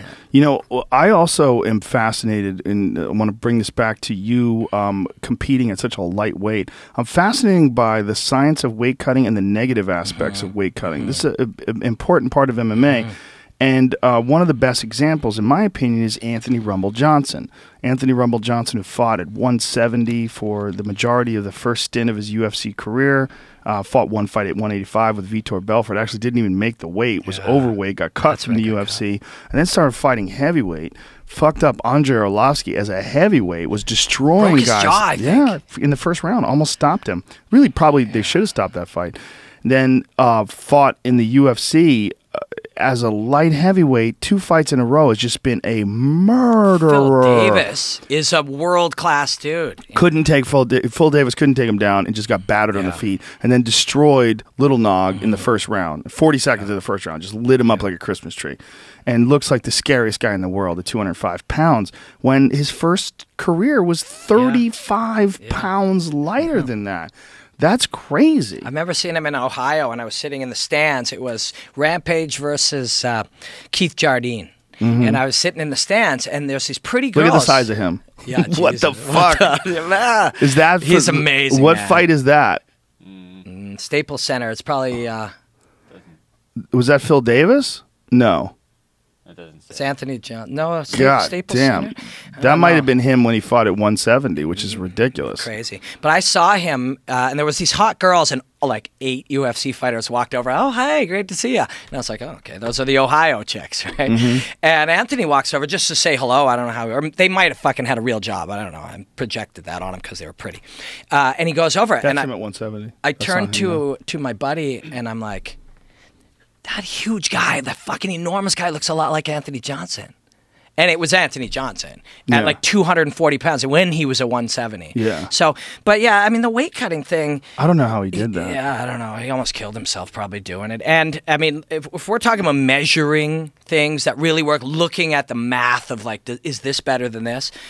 Okay, great. You're 8 pounds heavier than the other guy. That raises your, let's say, if we're going to score your likelihood of winning, it raises it 6%. Well, it's the point of diminishing returns. Yeah. What if it drops you 8% because of the weight cut and stuff? It's true.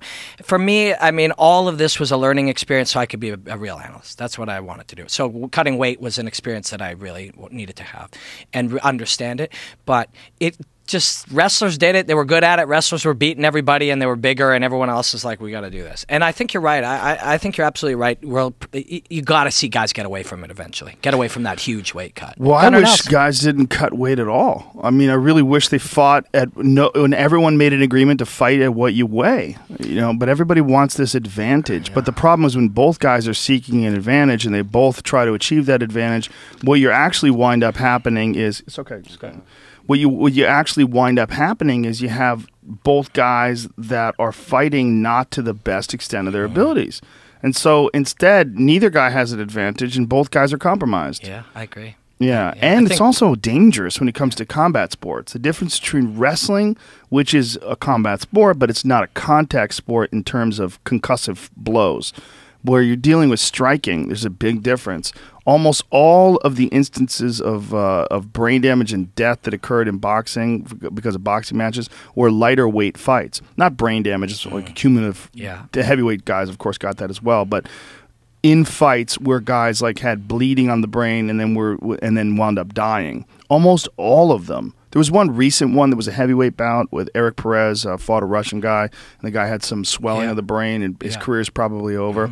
That was just a prolonged beating, an unusual situation. Whereas, like, Boom Boom Mancini and Duck Koo Kim, that was a severe weight cut. Gerald McClellan, severe weight cut. A lot of fighters who wound up having, like, horrible tragedies inside the ring.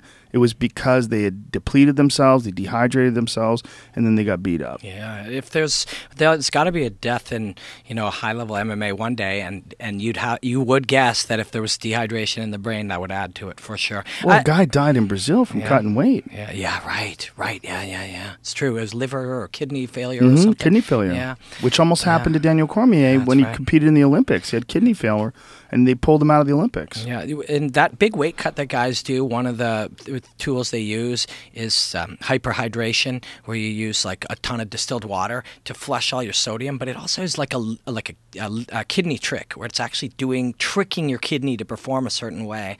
It's really risky. Yeah, I think in the long run, if everybody just said, yeah, let's just fight at a Sam Stout and KJ Noons had a fight up in Quebec City, and they just like 2 days out, they're like, oh, how much you weighing, man? I'm weighing about 171. What about you? Like 170? You want to just fight at 170? And they just did it. Yeah, that's smart. Yeah. It is smart. I mean, why torture yourself? Yeah. Especially both doing it. Yeah, it just doesn't make any sense. If you're both walking around at 185 and you're both cutting down to 170, fight at 185. You know, you probably both fight better.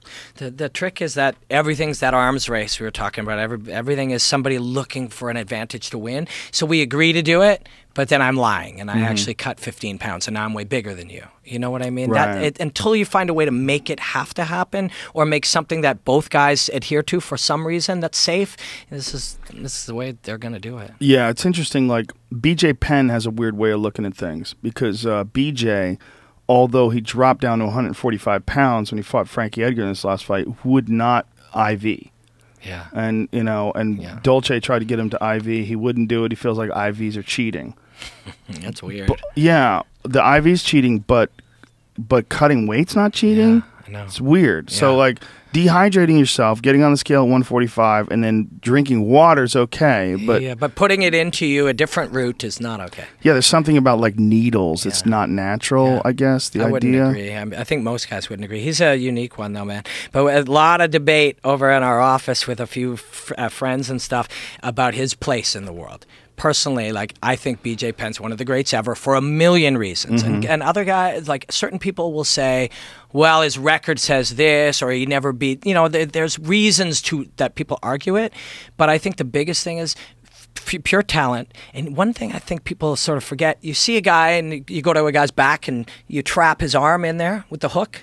That's a BJ Penn. Yeah. You take a guy on the fence and you turn your body sideways and you elbow him when you're defending the single. That's a BJ Penn. Did we really see that at all before he fought Diego Sanchez? You know, when you got a guy in a triangle but he hides his arm over here and you pressure the straight armbar against your face until he gives you the triangle. That's a BJ Penn. There's all of these things that he did. Yeah. That, you know, and he, I don't know, it's a weird one. I mean, at the very least, he should be considered one of the most beloved fighters of all time. Well, he's a great fighter for sure, and he's a 2-division champion. He's without a doubt, he's an all-time great. What I think about BJ is that BJ, at his very best, was outside of his comfort zone. He brought in Marinovich to do strength and conditioning, and he just got in this unbelievable condition. And when he fought Diego Sanchez, he was probably at his best. Yeah. He was just a destroyer, and he had incredible endurance. I mean, he fought, and he had the same like pace deep into the fight that he did at the beginning of the fight, and that's what plagued BJ. BJ's just extremely, extremely talented, extremely game, very aggressive, but didn't like to train hard, didn't like to push himself, didn't like to get outside. I mean, he'll dispute that. Of course he trained hard, but did he train the way he trained when he was with the Marinoviches? Like, he would talk about how he couldn't even hold his kid at night because he was so tired. But that's what it takes to be at that kind of level, and he didn't like that. Well, and when we're sort of on this hand saying absolutely one of the greats ever, and the other side of the debate, that's one of them. And another one was, I think, his choices, his career choices, misunderstanding messages that I think were given to him when fighting. And I think the biggest one, he fought Frankie Edgar and he lost. And a big thing in his brain was, see, he doesn't cut weight. He's the smaller man and he's faster. I'm going to go back up to 170 and I'll be the Frankie Edgar of 170. You know what I mean? Frankie Edgar at 155, him at 170 is theoretically his interpretation of the same approach. I'm the smaller guy. I'm the quicker guy. Enough with this other bullshit. I'm just better. I'm going to beat guys. And then he fought guys like Rory and fucking Nick Diaz and these monsters. There's no way this 145-pounder should be in there with Rory McDonald. Just size and athleticism. He should have never been a 145er either, I don't think. I think he looked like this skinny, emaciated version of BJ Penn when he was there. I mean, yeah, you can make the weight if you just don't eat any food, but then your body eats itself. Like, that's not smart either. And then him at 170 was not like Frankie Edgar at 155. Frankie Edgar at 155 is ripped. He's in shape. He's moving fast. BJ had a roll. He looked pudgy. He looked soft. He just didn't look like the same guy. And he fought well. He's a very good fighter. But his physical, the correct weight for him, I will always think is 155 pounds. Or if there was a 150 maybe. If that existed. Well, I think 55 is fine. When he fought Diego Sanchez at 55, it was perfect.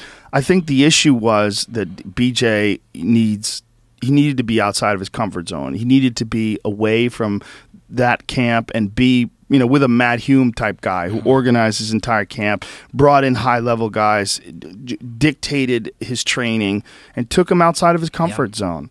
But he also likes being in Hawaii. He likes training in Hawaii. There's a lot. There's a lot there.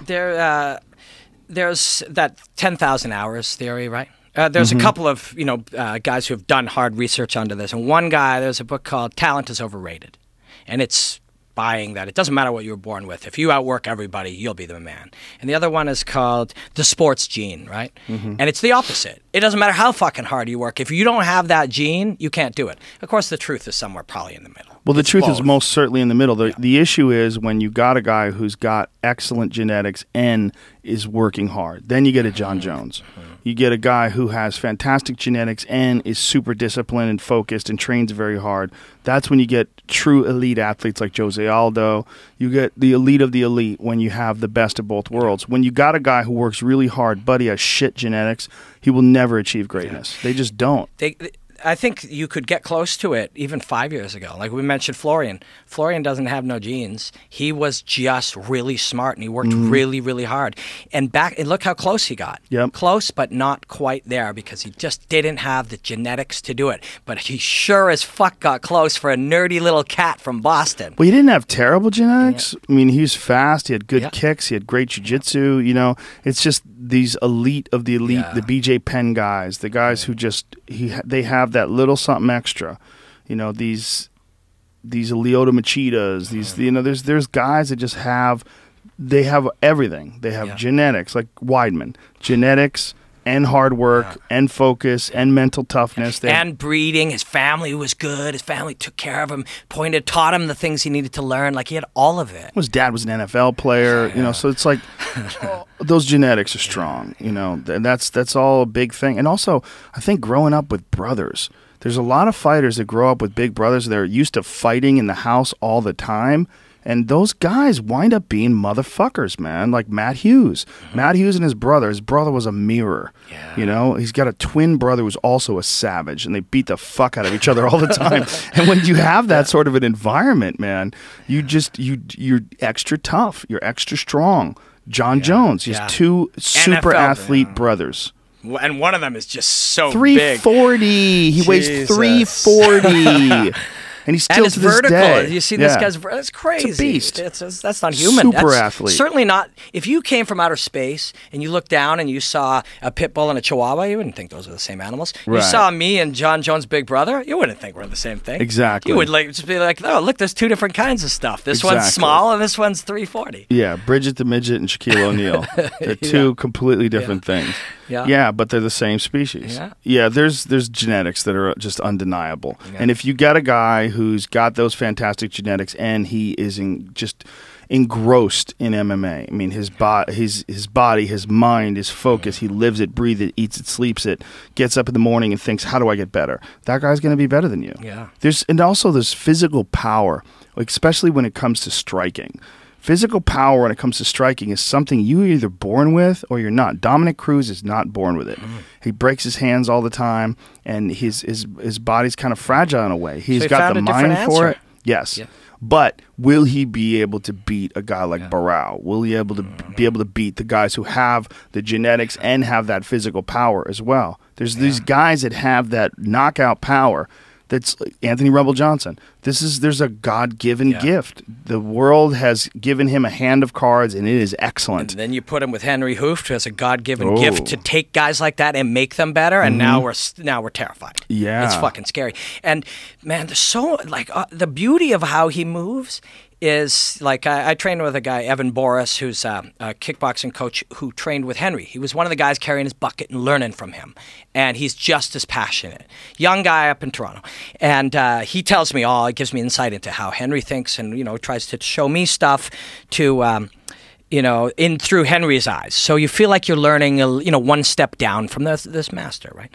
And so his thing is with a guy like Anthony Johnson is that Henry Hooft we'll say to him, you gotta be ready. If you are ready, you don't gotta get ready. That's the essential fundamental plan of Anthony Johnson, the way he stands and the way he moves, is at all times you're in a type of balance where you can deliver power. Because you have power, and we just need to keep you in a spot where you can deliver it all the time. So his takedown defense revolves around that. The way his footwork works revolves around that. It's all built so that at any moment in time, when you throw a punch, you're in the state to be able to smash with it because you have that gift. Yeah, and also when you see a guy like Hooft or anyone who teaches that classic Dutch style of kickboxing, it's such a technical style, and that style can be lost on someone who doesn't understand what's going on, is that every movement has a purpose. Every technique has a purpose. Every technique chains into another technique. The left hook leads to the right low kick, and all these techniques, they go together like bread and butter. They just they're a part of a system. You know, and Dwayne Ludwig is the best at breaking down a system. Like, he's got books. Like, he was over my house the other day and he had all these books that detail all his techniques and how they intertwine together, and he has steps and levels, and he has a whole belt system based around these techniques. I mean, he's spent countless hours analyzing and categorizing and putting all this stuff together. And that's what's sort of lost on a lot of people, that you illuminate very well with your breakdowns. Thank you. I appreciate that, man. I can't tell you, like, how when I wanted to do that, I wanted to do it for people like you and Bang Ludwig and fighters and people in the bit. I wanted them to like it. You know what? And it fucking means the world to me that people like it. Well, you break down jiu-jitsu too. You broke down Eddie's match with Hoyler. Yeah. Jiu-jitsu is something I trained a lot for a while, and then I was in an environment where, like, I was literally in one day heel hooked by like 3 guys who intended to injure me. Like, it was a really bad environment. And who then are you rolling with? Not a rat, but it was like, you know, people, and there were just guys in the gym, but there was a little culture of guys who were like, who's that fucking guy? Wears makeup, he's on TV, he thinks he's a fucking, and they like came after me one day.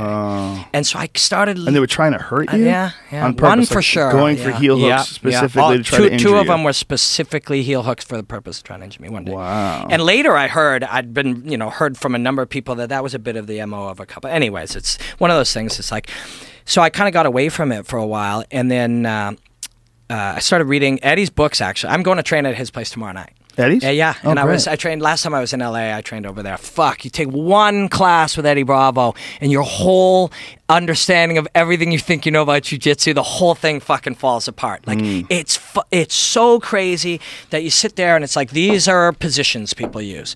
You know, whatever, we'll take 10 or 15 of them.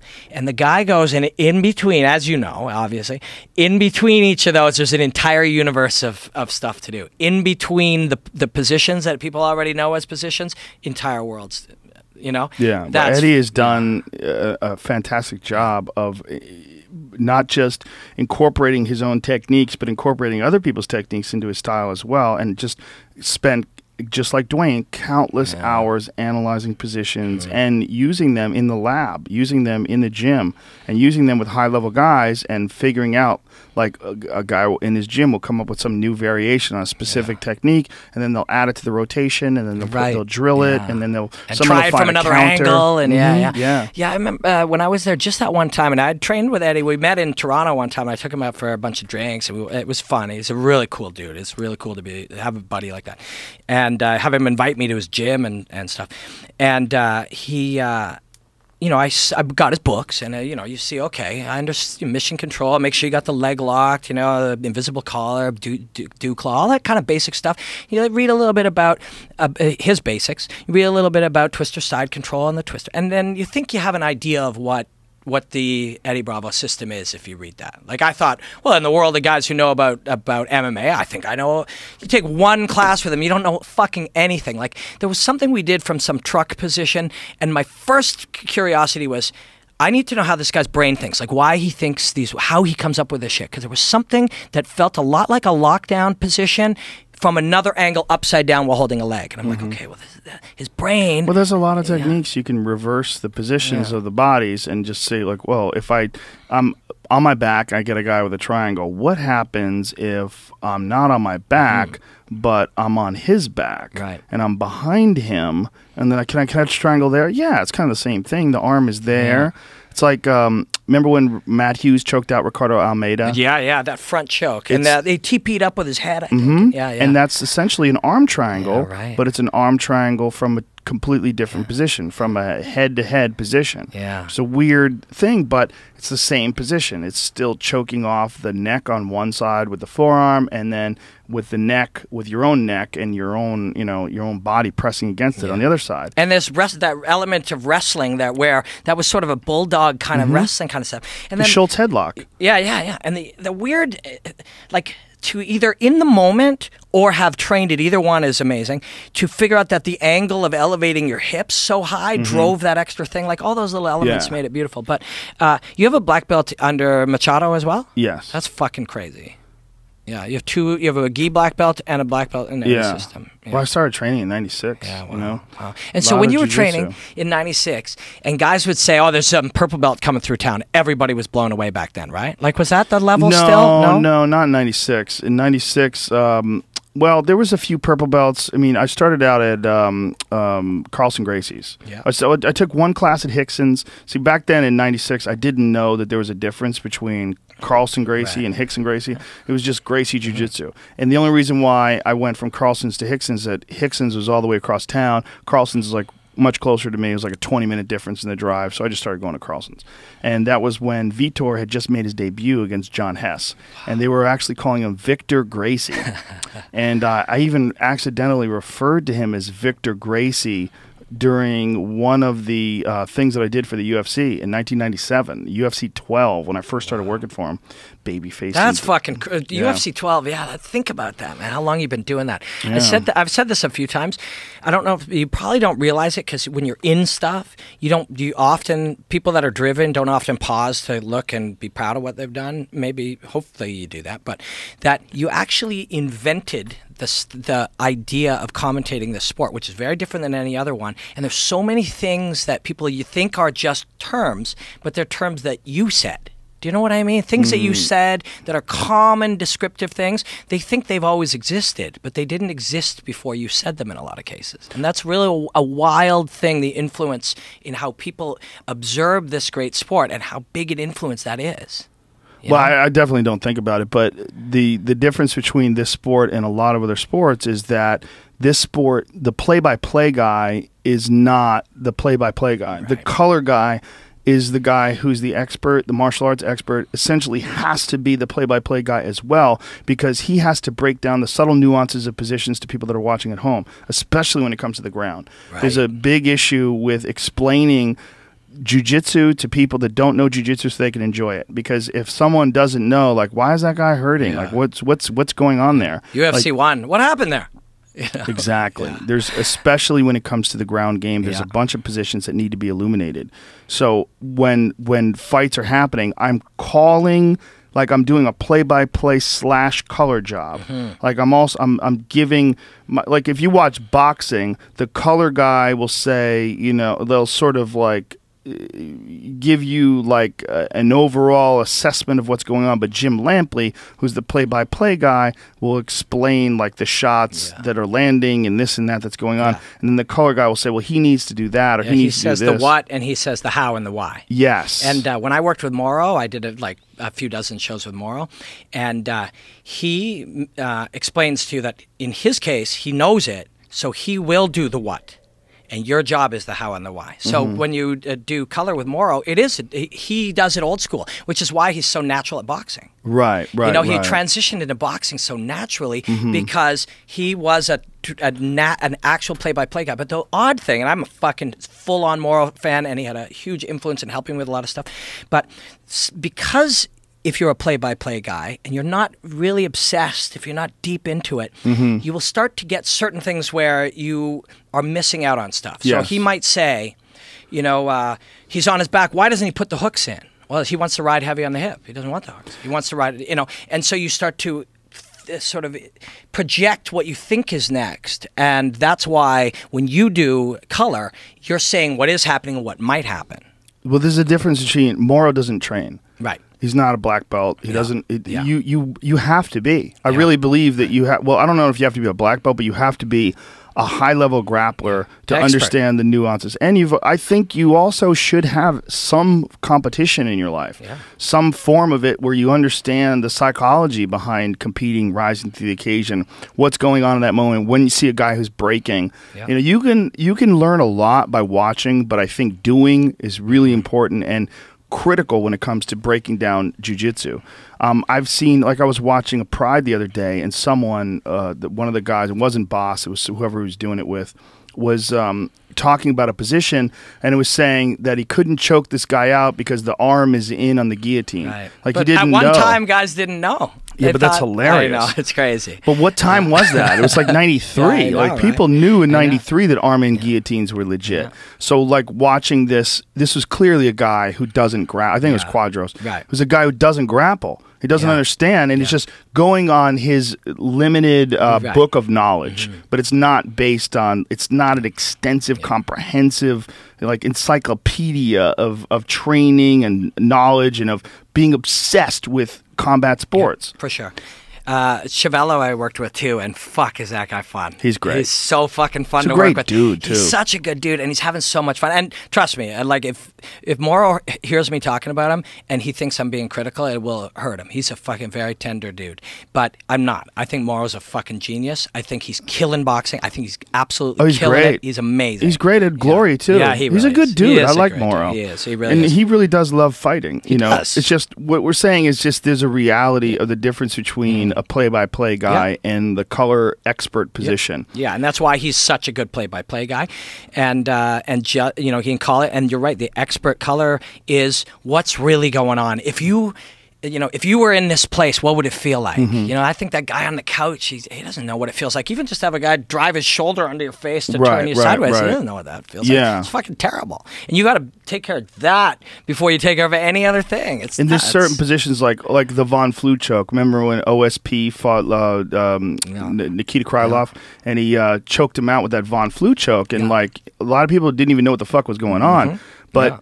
Because I've been around for so long, I've seen that choke before. I remember when Von Flue started doing it on people, and then we started trying it out in the gym. Really, fucking, that's so cool, man. It's a weird seeing technique. History like that, because like, you know, there's a big difference between then later going, what was that? Oh, it's a Von Flue choke, and going, oh yeah, I remember when Von Flue was in the gym doing it. That's fucking cool. Well, there was also a scene recently where someone was trying this old Bas Rutten neck crank. Bas Rutten has this like fireman's neck crank that he would do. Side on? Yeah, it's like from like almost like he has a head on one side and the leg on the other side, and he tries to connect the two of them together. And Bas used to tap guys with that. Bas is a fucking physical beast. You know, he's such a specimen. But somebody tried it in a recent MMA fight, and I remember in the middle of the fight going, whoa, whoa, whoa, I've seen this before. What fucking choke? It's like you never see that technique. I remember but then all of a sudden it's there. It didn't work, but it could, you know? When I was talking about Pancrase, Boss was the other guy that it was like, he's walking in the ring, and you looked at that, and it, like, you didn't want to be in there with this guy. Like, you see the Boss in Pancrase, that would have been as terrifying a human being as anybody had ever seen. The intensity, that's what I thought about him and Evan Tanner. These guys were kind of competing, and then him and Evan Tanner came in there and they just fucking went crazy. Like, they just put it on people. Like, they put a level of hurt on people that would have been terrifying had you never seen that before. Well, Boss was the first, like, really high-level striker in MMA. I feel like Boss was the first guy. If you watch his Pancrase fights, he was blasting guys with kicks. Like, you hadn't seen anybody kick that hard before. It was more about jiu-jitsu before then. I mean, you had, like, Orlando Veit, who was, like, a high-level kickboxer, was in the early UFCs, but he was only, like, 165 pounds or something like that. He was a small guy, and he got manhandled by grapplers. You know, he fought, what was his fucking name? The big judo black belt guy. His name escapes me. Yeah, I don't know. He wound up fighting, the same guy wound up fighting Marco Huas, and Marco Huas mounted him, and he tapped when Marco Huas mounted him. Right. Because oh yeah. Back fear. Tap from fear. Well, it was also because he thought that the position was lost. Right. Like once a guy got you into that position, it's over. Yeah. And for him, it probably was. For him, it probably was. He probably didn't have an answer for that. So it's like, I can tap now, or I can tap after you hit me 6 times, or I can tap after you hit me 20 times, or I can go unconscious. Yeah. There was a lot of like shit back then too, where people didn't know that you could get out of positions, and they thought that when you got into a position, like that was it. It was over. You know. Yeah. It must have been a wild time in the '90s to be trained in that, and because it was foreign to people. Like if you told somebody you were training jiu-jitsu, did they know what the hell you were talking about? No, they didn't know what it was. Remco Pardue was the dude's name. Yeah. I think we might have called that one recently. Remember he fought Orlando Veet and got him in side control and blasted him with elbows? He was in that judo side control, holding the head there and just boom, elbowed him unconscious. Oof. Yeah. That was fascinating, man. Fascinating. Just watching those guys, like watching that sport evolve like that to like in the beginnings were just people trying their style out and finding out that it didn't work at all. Like, remember there was that ninja guy who fought Pat Smith? Yeah, and doing like those instep kicks, which kind of John Jones kind of brought back. Like, if you have enough reach and you know what I mean, it's But you got to have all that other stuff too. Of course, You know, these guys thought they were going to kick you once and take your Smoke knee bomb out. And then, you know. Well, there's a lot of people that say that. You know, hey man, if we fought, I'll just kick somebody in the knee and take them out. Like, yeah, okay, really? Yeah. You really think that it works that way? Because you know the guy tries to not have you. Him in the knee. Not only that, he might see you winding up and like going towards his knee. What was this motherfucker doing? Like move his knee out of the way, and then you're missing things. Then you're all confused. Your go-to move didn't work. Yeah, and that's sort of the thing. You've seen it definitely. A guy goes in. You know, at the low levels, kind of where I get to compete and call fights and stuff sometimes. Brand new guys sometimes go in, their first thing in their mind, this was going to knock a guy out. The second that doesn't happen, they just didn't really think past that. Now it's a scary and horrifying place to be. Well, I remember Pat Smith fought recently in Glory, and one of the things that really troubled me before his fight, he said, I'm a one-round fighter. You know, like I fight for 1 round. You know, this is I'm there to win or lose, but it's going out in 1 round. And I'm like, you can't say that. No, like, that guy's only job is to survive 1 round, and he's got it. Well, not only that, it's a crazy way of thinking. This fight's scheduled for 3 rounds. If the guy's exactly the skill level of you, it's going to take some time, man. Like you can't. I don't know why he decides to do that. I mean, he's one of those guys that like really likes to put on a show. Really likes to have an exciting fight. And that's one of the things we were talking about earlier is these guys that sort of sacrifice technical style fighting in order to make things more exciting. But in the long run, that's not good. It's not good for you. It's not good. It's just not the way to do it. Yeah, and it changes things. Like that idea that the whole thing is going on to try to figure out who's the best. Not to figure out who's close to the best but the most exciting, or not to figure out who can, if we all agree that takedown defense is going to be the most important thing for the next 2 years, who gets good at that and landing right hands? Like it's not a worldwide game to figure out who's the most exciting. It's to figure out who's the baddest dude on the planet, who's the best fighter in the world. Yeah, and the only way you find that is guys competing at their very best, like using all of your, like if guys played chess and they just said, you know, fuck all this strategy and shit, I'm just going to get gangster with my rook. Like that's just, you know, I mean, that's really essentially the same sort of decision making. It doesn't work that way. It's all about using all of your talents, your mental talents, your emotional control, your endurance, all of those things. Knowing when to push, when to back off, managing your energy during a fight. That's a huge aspect of it as well. Sure. Managing your energy is absolutely critical. Sure. Managing, like, when do you pour it on? When do you back off? You know, do you have that under control? Like, is that taking care of itself out of stress or out of fear or out of danger or because he pushed you? I mean, you talked about 1 rounders. Kevin Randleman was, like, going to fight you for 3 minutes. It was going to be the worst hell of 3 minutes that you've ever had in your life. But if you could get past it, you've got a chance of beating him now. Yeah. You know? Yeah, there's a lot of those fast twitch muscle fiber guys that just, they have a lot of fucking explosion in the beginning, but they just slowly wear themselves out, and then there's nothing left at the end. Tyron Woodley is a great example of that. He hates it when you talk about that. I know. Tough shit. Yeah, it's important. It's my job, and I'm a fan of his, and I think that he's too big. I think he carries too much weight. I mean, the guy's essentially, he's running a race that's an endurance race, and he's got this monster truck engine. and he's getting 2 miles to the gallon, but for that first 2 miles, he's a motherfucker. Yep. I mean, Tyron is one of the best athletes in MMA. Yeah. His wrestling, his physical strength, his blitzes, those blitzes. Remember what he did too? What's his name? The Jay thoroughbred, Jay Huron. Fuck, and even Carlos Condit in the beginning. Yeah, Condit. Like until that leg went, you were like, how the fuck did he survive that blitz? That was crazy. Well, his lead right hand is so fast. He's so fast, so explosive. Travels. We talk about Hendricks and how he can close distance. This guy even more so. Yeah.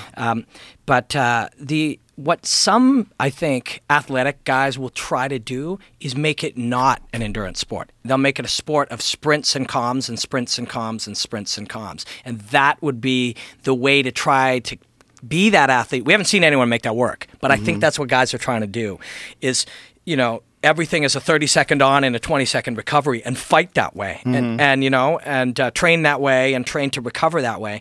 But I can't think of anybody we've seen sort of make that really work yet, but I think that's how that level of athlete's trying to do it. Well, it's also, Chael Sonnen had a comment on MMA and about just the physical demands of the body. He's like, the reality is that 25 minutes is too long. He's like, it's too long to fight. He goes, you can't fight at your best for 25 minutes. So it all becomes about managing when you explode, when you go after the guy, when and for Chael to say that, especially, I mean, you think about like his fight with Anderson Silva was a crazy endurance test. I mean, he just went after Anderson that first fight for 4.5 rounds, just full clip, took him down at will, just pushed the pace constantly. Most likely he was on EPO at the time. At least we knew he was later. Yeah. And still, that's his thoughts, is that it's just too long. Yeah. It's just too long. There's, except for a guy like Mighty Mouse.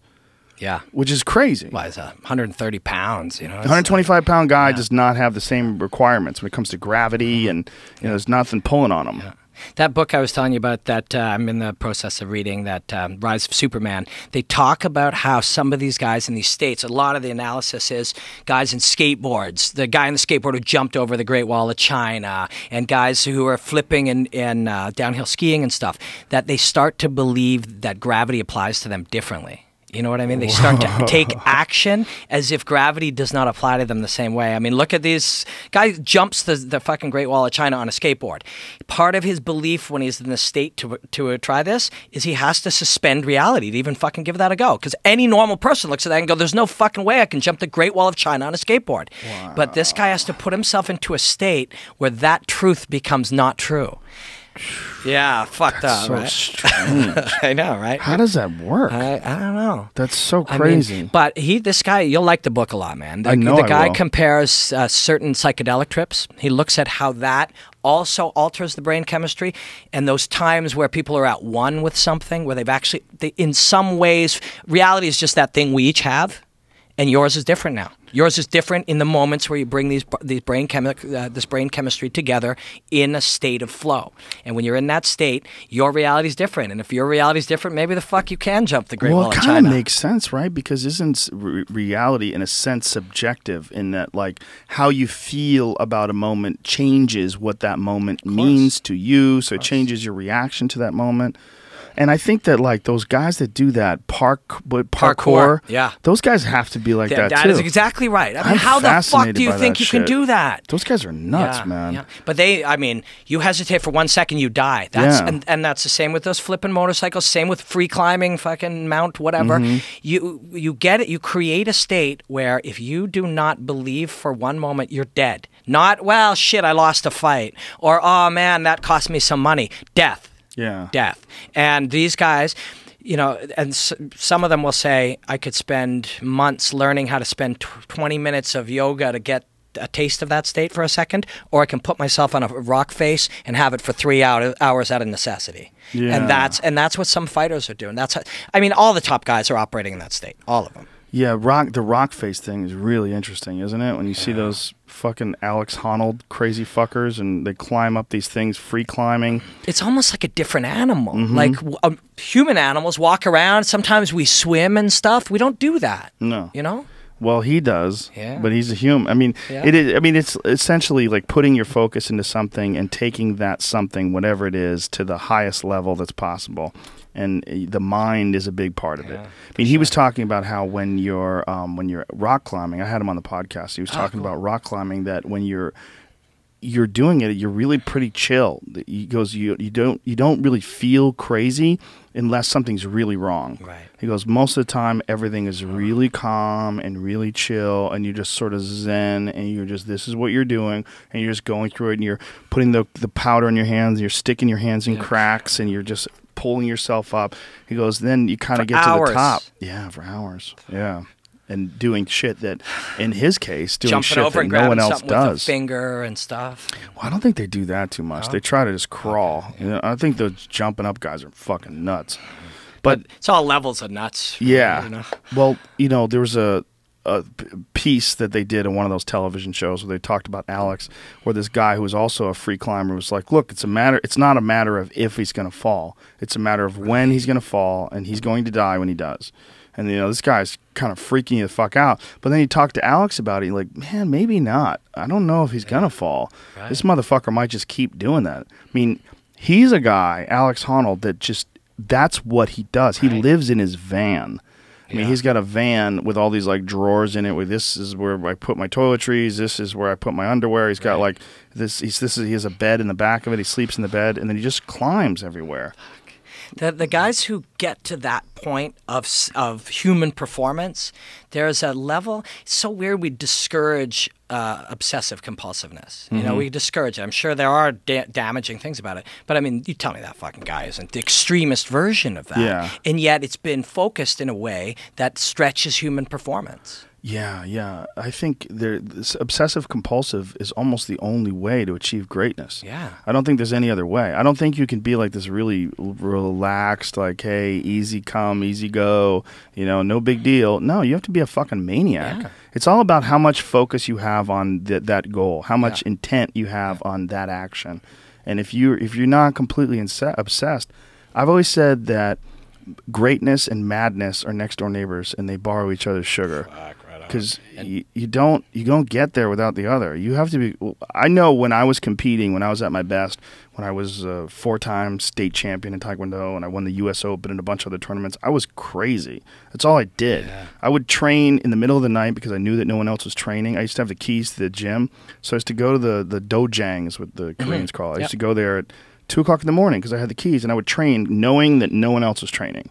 And that was like, I felt like I had an edge that way. Yeah. And because I seen Mike Tyson talk about how he would run when everyone was asleep, because he felt like his opponent was sleeping, so that felt like that gave him an edge. Right. So, I would like that. And that kind of insanity, like, I didn't have anything else going on in my life. Everything else I was a loser in. But I knew I was really good at Taekwondo. So that was what I sucked at relationships. I sucked at work.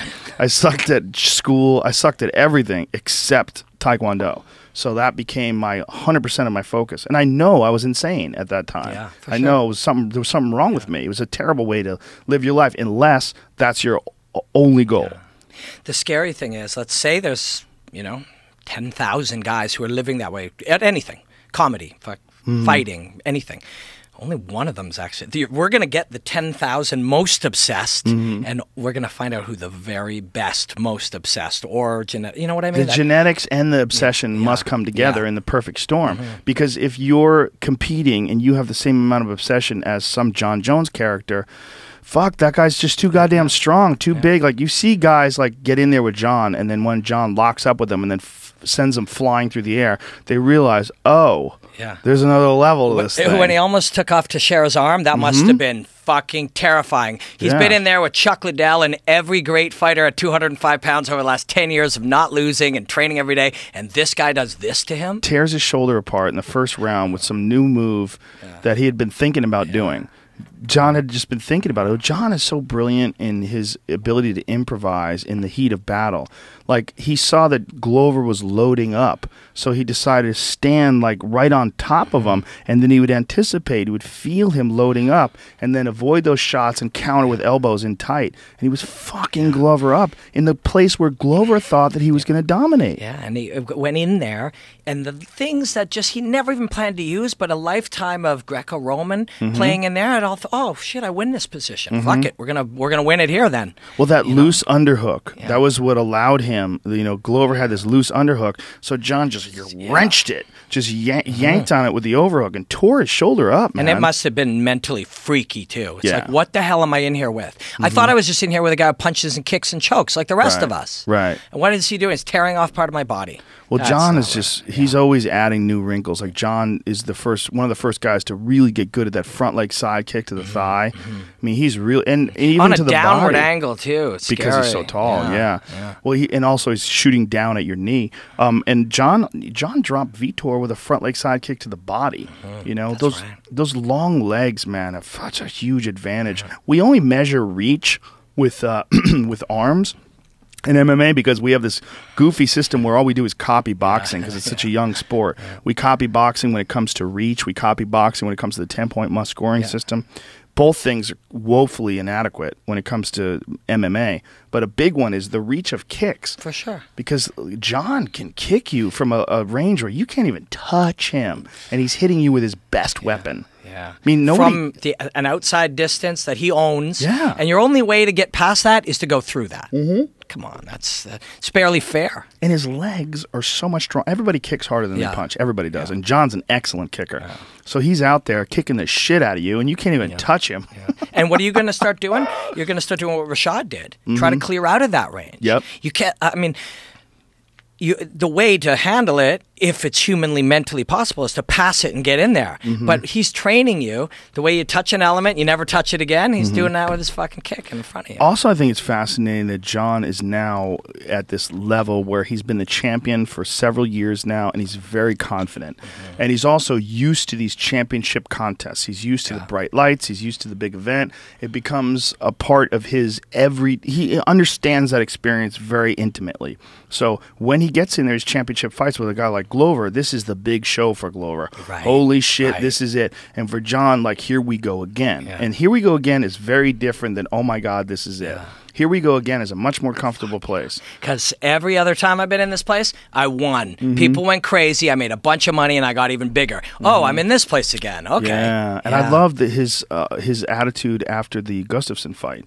Like, his attitude was, I've always been asking for a dog fight, and I got what I asked for. And this is a blessing. Yeah, and you know it is. It is a blessing. You don't know. If you're just wrecking every guy, well, what happens the one day where I can't wreck you for 4 rounds? Well, now he knows. Yep. He knows what happens. He fucking wins. Deep. Yeah, he dug deep. That was one of the most important aspects of that fight, is that he faced a guy, first of all, with the same sort of physical advantages that he has, a guy with a really long reach, a guy who's an excellent striker, a better, smoother, more efficient striker than he is. Who took him down, added confusion to the equation. Yep, did something unpredictable, and then on top of that, he still won. Yeah. And then, man, I was really looking forward to that rematch. It was a bummer when Gustafsson hurt his knee, but what's interesting is Gustafsson hurt his knee. They canceled the fight, but now John hurt his knee, but the Cormier fight is still on.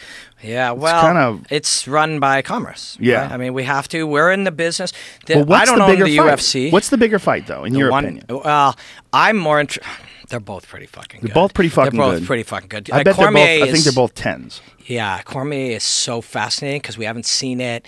You see, all you got to do is flash up what he did to Dan Henderson, throwing him up in the air. No one's ever done that to Dan Henderson. And then you got all this heat that gets regular people excited. But, I mean, what happens when a guy got that close, and Gustafsson's confident, he believes he's going to win this time. He thinks he's learned some things. Like, that's real. You got to do them both. But I think you got to do the one that the people are most excited about, which is the one where guys fight on a stage and then say they're going to kill each other off camera. I think that's now it's more exciting. Yeah, it's like almost like when Daniel Cormier grabbed John's neck and threw him back, he ensured that fight was going to take place. Yeah. Because, if Gustafsson got knee surgery and John can't fight until January, in theory, we should go back to that. Yeah, in theory, that should be the fight. But everyone is so hyped up on the Cormier fight now. But, Cormier went into that fight, like he agreed to that fight with a pre-existing injury that he was pretty vocal about. Right. He has a partially torn ACL. He's got an MCL strain or a tear in his MCL. And he's, now he has more of an opportunity to rehab it. But when you have a partially torn ligament, like especially an ACL ligament, I don't know how much rehab you can do. Yeah, you know? I mean, aren't you either get the surgery or you live with it in that whatever 75% state it's in until you get the surgery. I think it's a 50% state. I think it's 50% torn. All three of those guys, it's knee issues. I don't know if that's a 205 thing, it's a height thing, it's a high wrestling impact, thing. it's a wrestling It's a wrestling thing. Wrestling and jiu-jitsu and, well, I mean, even kickboxing, you're going to have knee issues. Yeah. But just the knee sucks. Yeah. It's a shitty design. Shoulders suck sucks too. Yeah. Well, it's not that they suck. It's that the human body's not designed for MMA. Not for that. Especially not for jiu-jitsu. I mean, jiu-jitsu is all about testing the boundaries of your joints. Yeah, omoplata guys over there. Shit ain't supposed to do that. Yeah, it's not awful. supposed to do that. Yeah. You know? And then there's a few guys like Keenan Cornelius that have just unbelievably ridiculous flexibility of their joints.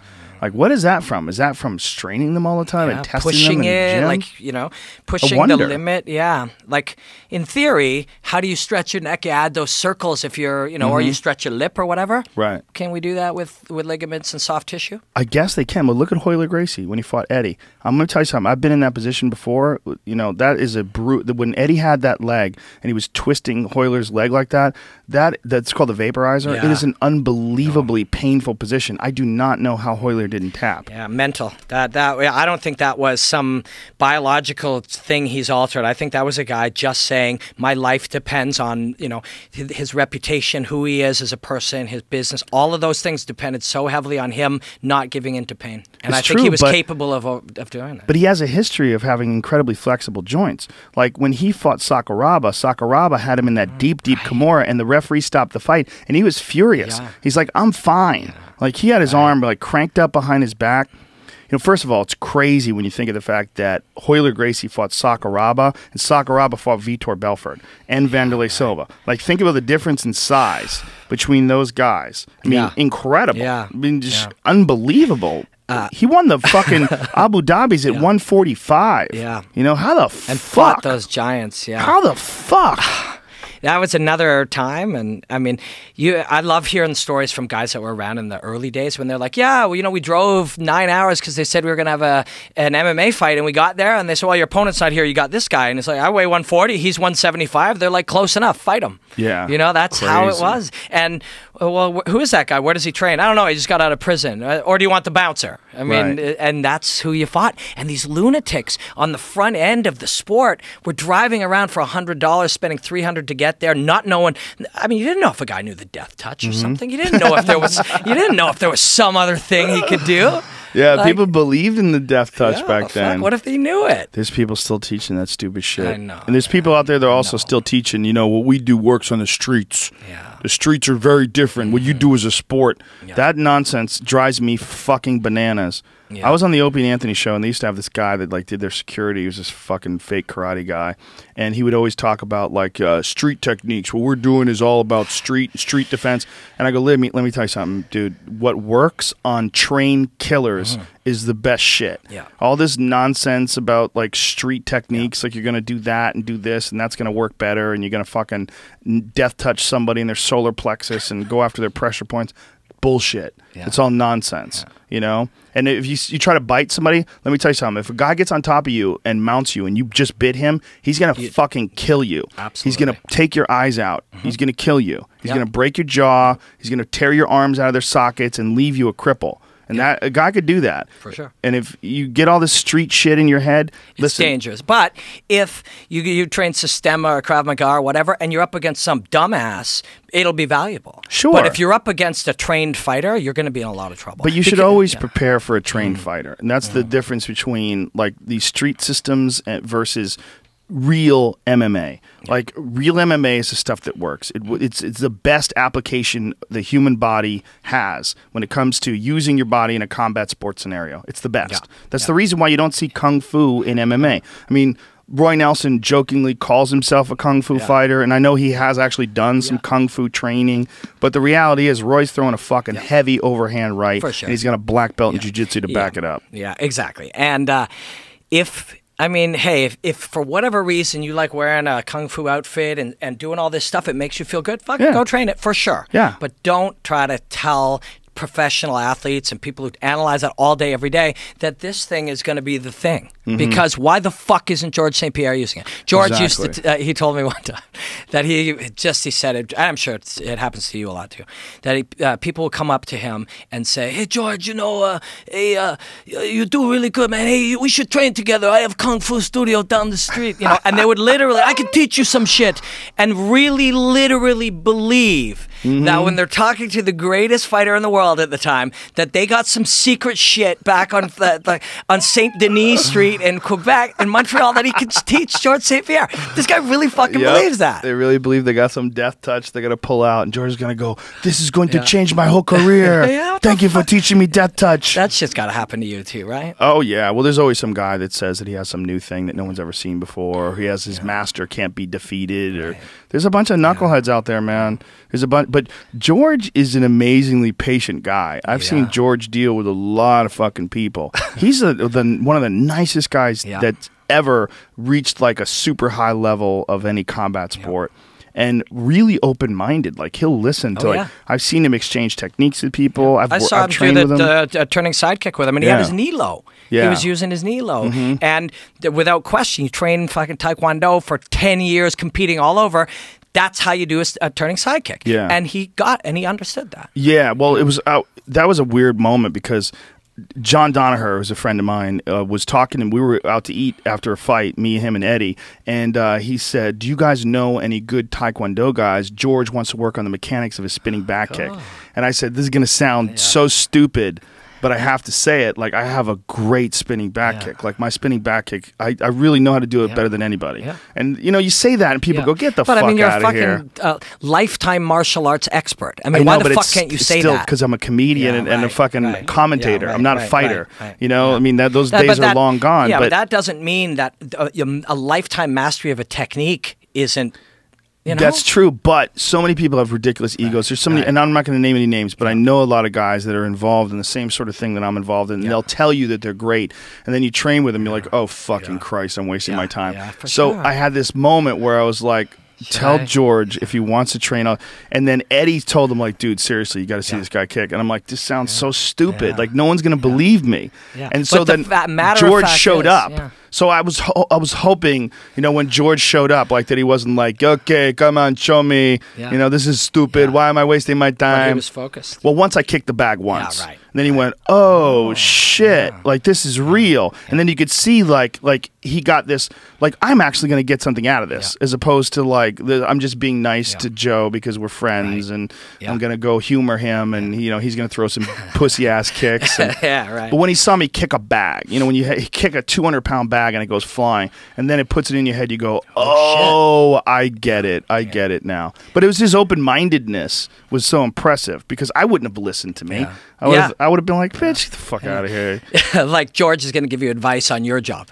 Exactly. You know what I mean? Exactly. But, you know, if you have an open mind. But when I did that TV show where I was learning to fight, I trained with George, and we'd use that on the show. And I was terrible. Like, I mean, I literally was trying to take doing Taekwondo growing up and add kind of boxing my head. Like, I'm fucking horrible. And I'd never wrestled a day in my life. I was doing jiu-jitsu like 10 times a week for whatever number of months. Never.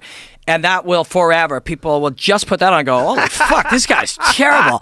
This guy's, and it is bad. But, I mean, what the fuck? You're doing a TV show about taking some guy who wears eye makeup and trying to teach him to fight. He happens to be there with George. Of course he's terrible, you know? Yeah. You know? Well, that's the beautiful thing about martial arts or any difficult endeavor, is that you start off, everybody starts off, they suck. Terrible, yeah. Nobody, if you don't have those techniques, if you don't know what you're doing, you're not going to be good. And then as you train, you get better. And when you get better, it's like you go down a path. And then you can stop and pause and look back and go, look where I started. I started way back there. For sure. And now here I am, I'm getting better. And then you turn around and you go, but look how far I got to go. And that's exciting. Yeah, well, that's the beautiful thing about martial arts, is that there are so many levels. And when we're seeing in mixed martial arts is like the jiu-jitsu is still at a fairly low level. Yeah. I think the jiu-jitsu is still like purple belt level at even like a high level. It's not like Marcelo Garcia, like high level black belt. The striking is still at a fairly low level. We're not seeing Ernesto Hoost yet. We're not seeing these like ridiculously technical, absolutely perfect executions of striking technique. We're getting closer. We're getting closer with the jiu-jitsu. We're getting closer with the striking, but there's room to grow. And that's one of the reasons why we're seeing new techniques now. Like, how many people are throwing wheel kicks now? There was no wheel kicks up until Terry Edom fought Edson Barboza. Yeah. But you know, there is a like this has been seen before. Like when Tony Hawk did the 4 things, right? You know, right. Within a year, 10 guys could do it, and did it in training. Yeah. The quad in figure skating, nobody could do it. Now, fucking college level figure skaters do the quad because 4-minute mile. Yeah. When it happens once, suddenly it's now real. Humans do this. Just because that guy did it, not every guy thinks he can do it, but some guys think they can. do it. It's an amazing thing to watch the actual growth. I love it. I'm so fascinated by it. Me too, man. Me too. It's such a cool aspect of martial arts to be there while this is all going down and see this thing evolving and getting better. Front kicks to the face now. Yeah. Same thing. All of a sudden, there's the quad and figure skating. They're all doing it. Front kicks in play for almost every good striker now. That's in play for real. We're also seeing a lot of that sideways karate stance like Ryan Jimmo does and Gunnar Nelson does and Lyoto does. That sideways karate stance is a totally different thing. Some guys you see are using it. They grew up using it, and for a right-handed guy, it's whenever they switch the stance and the right foot is in the front is when you're going to see it. You know what I mean? Like it's suddenly like not as camouflaged anymore. Not only are guys using it, but it's like, oh shit, he's in that stance. I better watch out for. Well, you see a lot of front leg kicks off the dominant stance, the dominant leg. Yeah, it's there's not a lot of guys who develop that powerful front leg left side kick. They develop it off the right leg. Do you remember when Chris Clements did a spinning thing on that? I broke that down. Yeah. And the big question people had was, how did he know to do that? And when you look at it, you see Wonder Boy, and he turns sideways, and Chris and me, and I froze it and said, "Look at here."